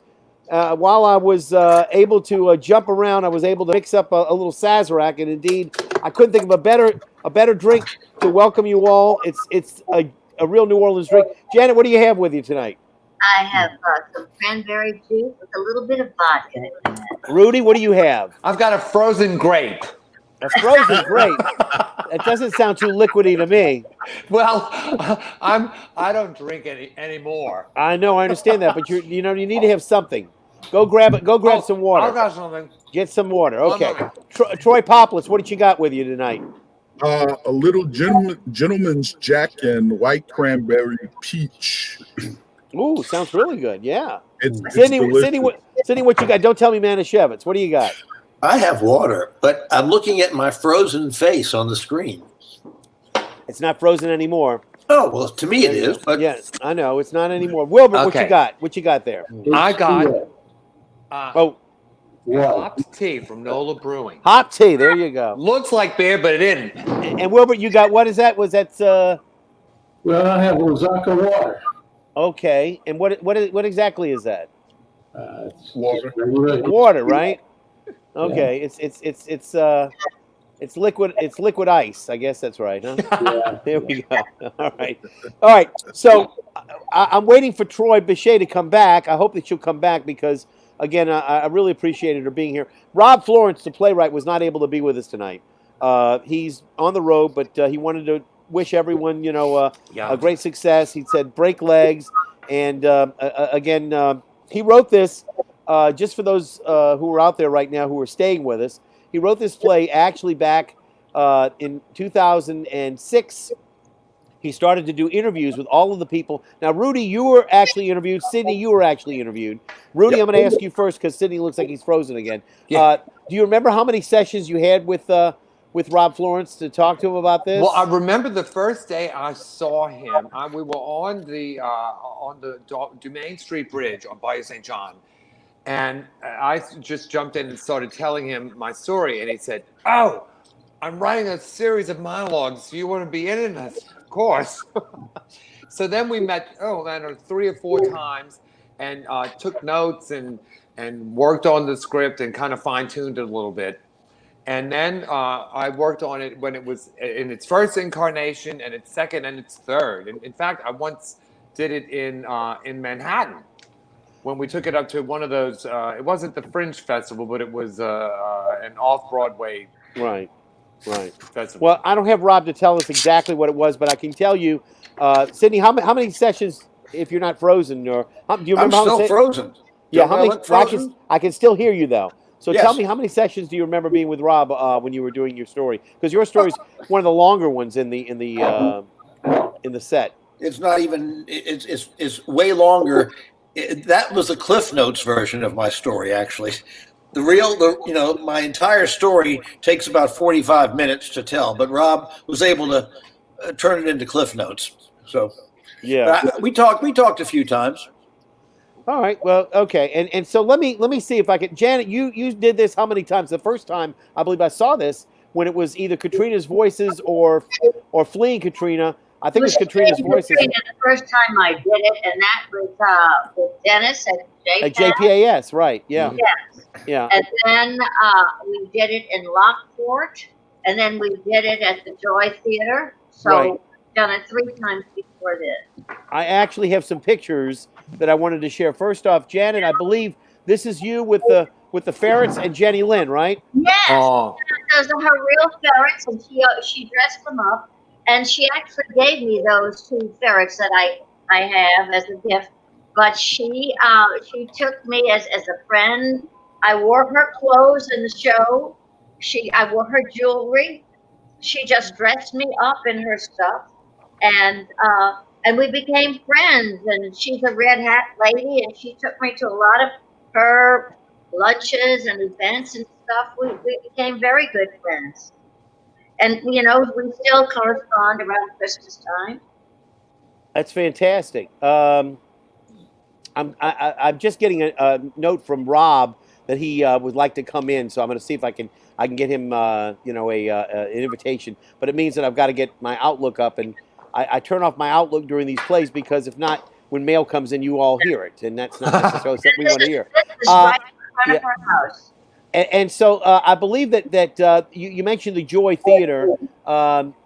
When Troi comes back, I don't know if she's going to come back, but when she comes back, we'll get some pictures to show of her and Rob.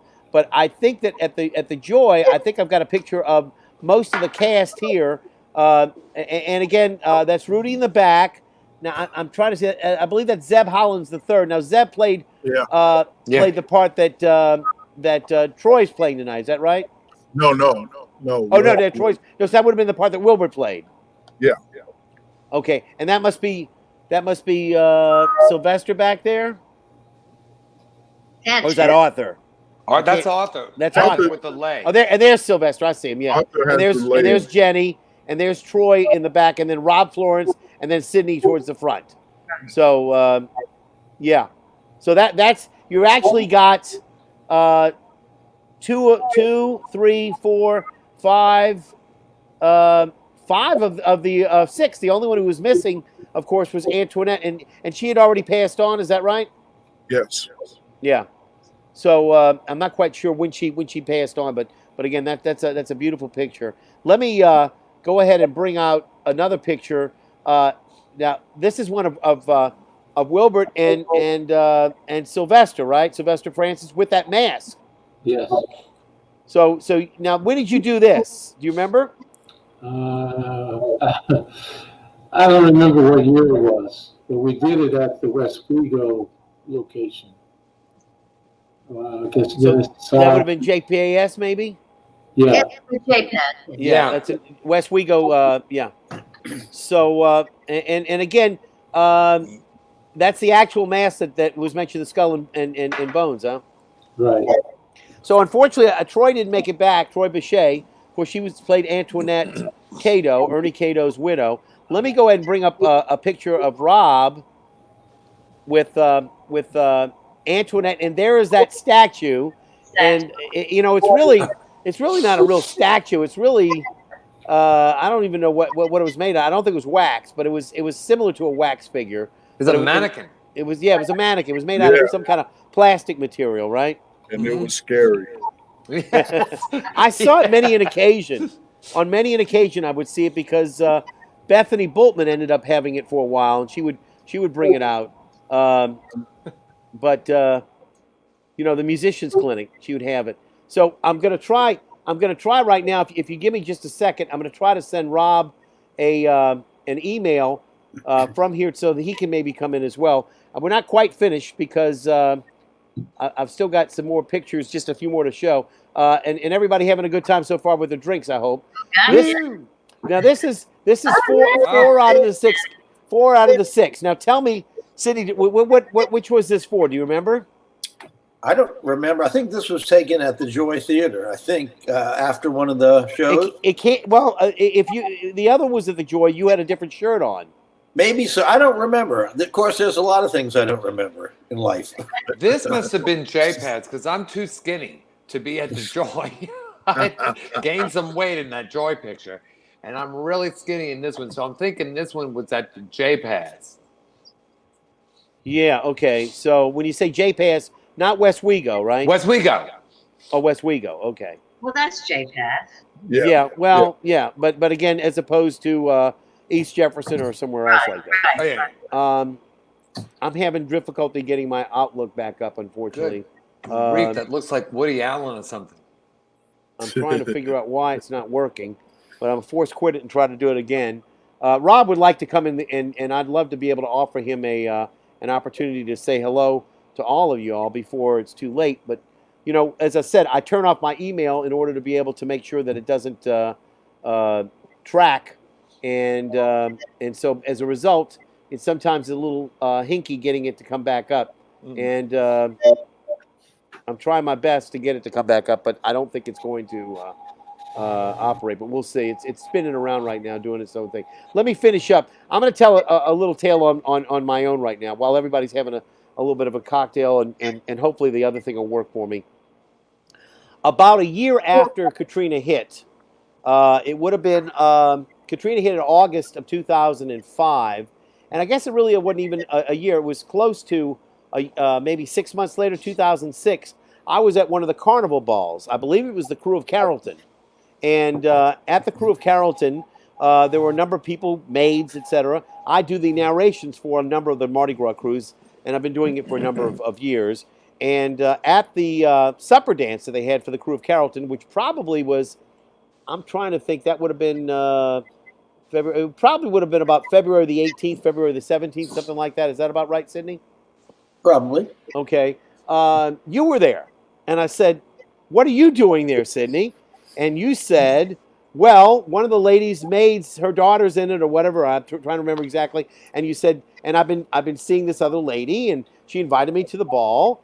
And so to make it, fait accompli, I got to talking. He said, by the way, and you're taking pictures that night because you're a photographer, a renowned photographer. I shouldn't just say, a photographer. You've been a rock photographer, rock music photographer. You've done, everybody from Paul McCartney to Led Zeppelin to anybody who's anybody. And you've even photographed some of the politicians. You were one of the main photographers at the warehouse when they were open, etc. So you've established yourself. And you brought up this digital camera. And you said, I got to show you something. And you show me a picture on the camera. And you say, when I was going in the boat with, and you didn't tell me with Gambino, but I know now it was Gambino. When I was going past your house, I snapped a picture of it.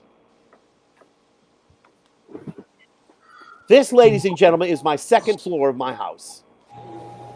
That's my second floor. That's my carport to the left. And Sidney took this picture. So when anybody asks how bad Katrina was, that's the 5-foot level. The person who lived underneath me lost his dog and everything he possessed. I lost a lot of possessions, my entire record collection pretty much, and books, etc., my wedding pictures, etc. But, I luckily was not in town at the time. I was not evacuated. I was out of town on a trip to Cleveland. And I ended up staying in Cleveland almost 2 years. But Sidney was the person responsible for taking that picture of my house. And I'll be forever grateful because, let's face it, people, how many of you were in New Orleans at the height of the flooding and were able to take pictures of it? I don't think any of you. And Sidney, thanks to you. Thanks to you, well, you were high and dry at the American Can Company. Okay, my house was underwater. Sidney was the only person I knew of who could have possibly taken a picture, and it was only because he was evacuating at that point. So, that's a little bit of a side story, but I've used that picture to show people the power of what we were dealing with. And, again, we're getting towards that 15-year anniversary, and I know that it means something to a lot of people. All right, let me see if we can try to get Rob I'm gonna send this out to Rob right now, and I'm gonna hope that he gets this right away and he comes in. And I'm gonna give him just a few minutes. Let me ask anybody if you've got anything that you'd like to add while I'm waiting for Rob to come in about anything you experienced tonight in terms of doing this part again. Janet, do you have anything that you remember that you know? It just seems so familiar.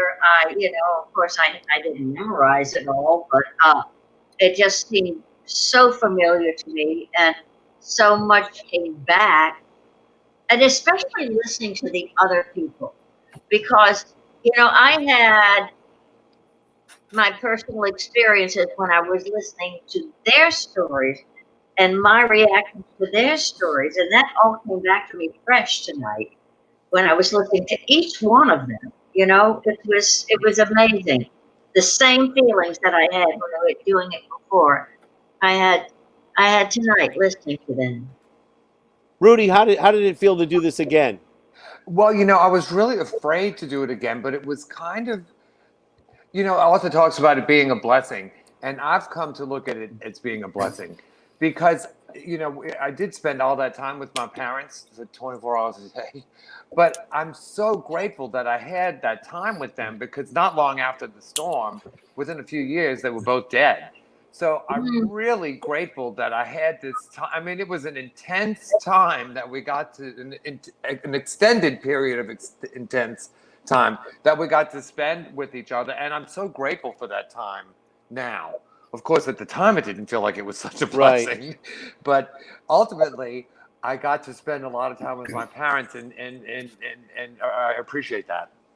Troi, let me ask you, you've done this role how many times? This is my second time. I And- guess and- the first time was at the Joy. And Wilbert, how many times have you done Francis or Sylvester? Rather? Twice. Twice. I did, yeah. The JPAS and now here. So was this a little different? I mean, did it feel the same? Was it both of you? I mean, you can answer either of you. Did it feel the same, the characters, or was it a little different? Well, the first time was a lot more demonstrative and a lot more reality in it because we were actually on a stage, and Right.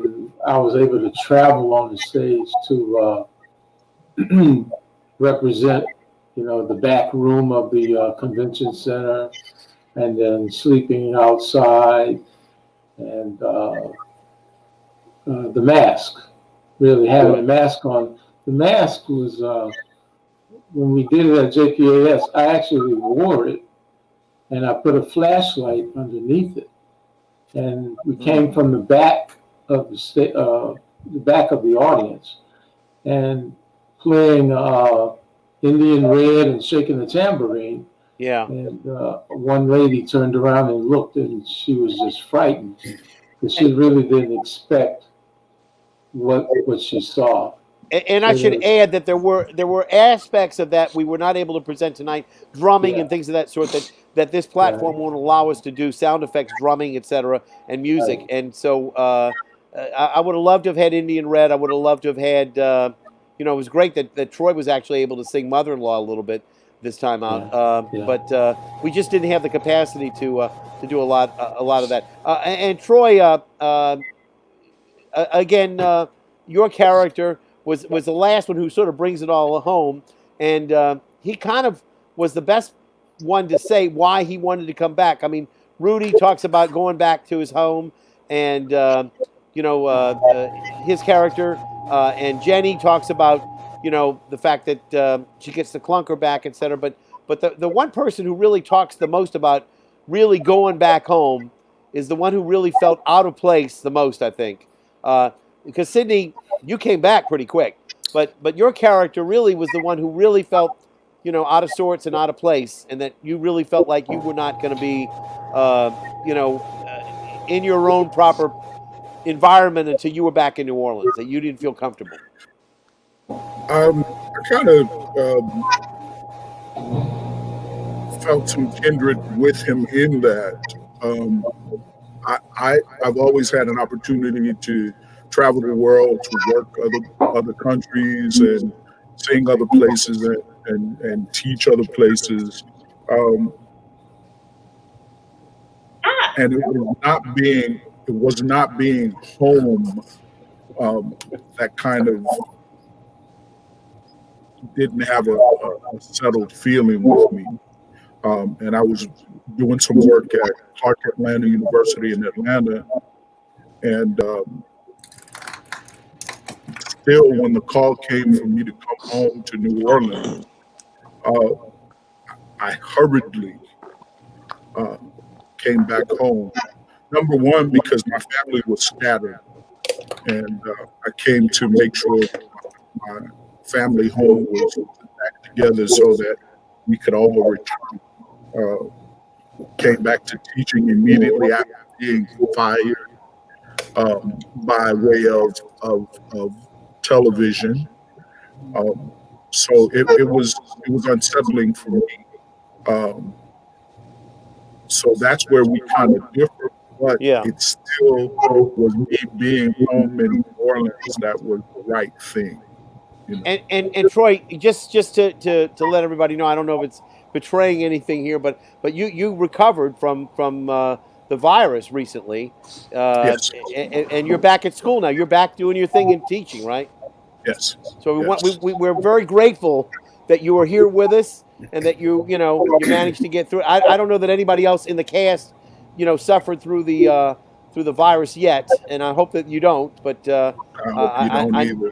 I know how tough it was for you, and I really, Yes. I'm so glad that you made it through. Now, I sent Rob an email. I've sent Rob a text message with the with the thing. And I think we're going to give him about another 3 or 4 minutes.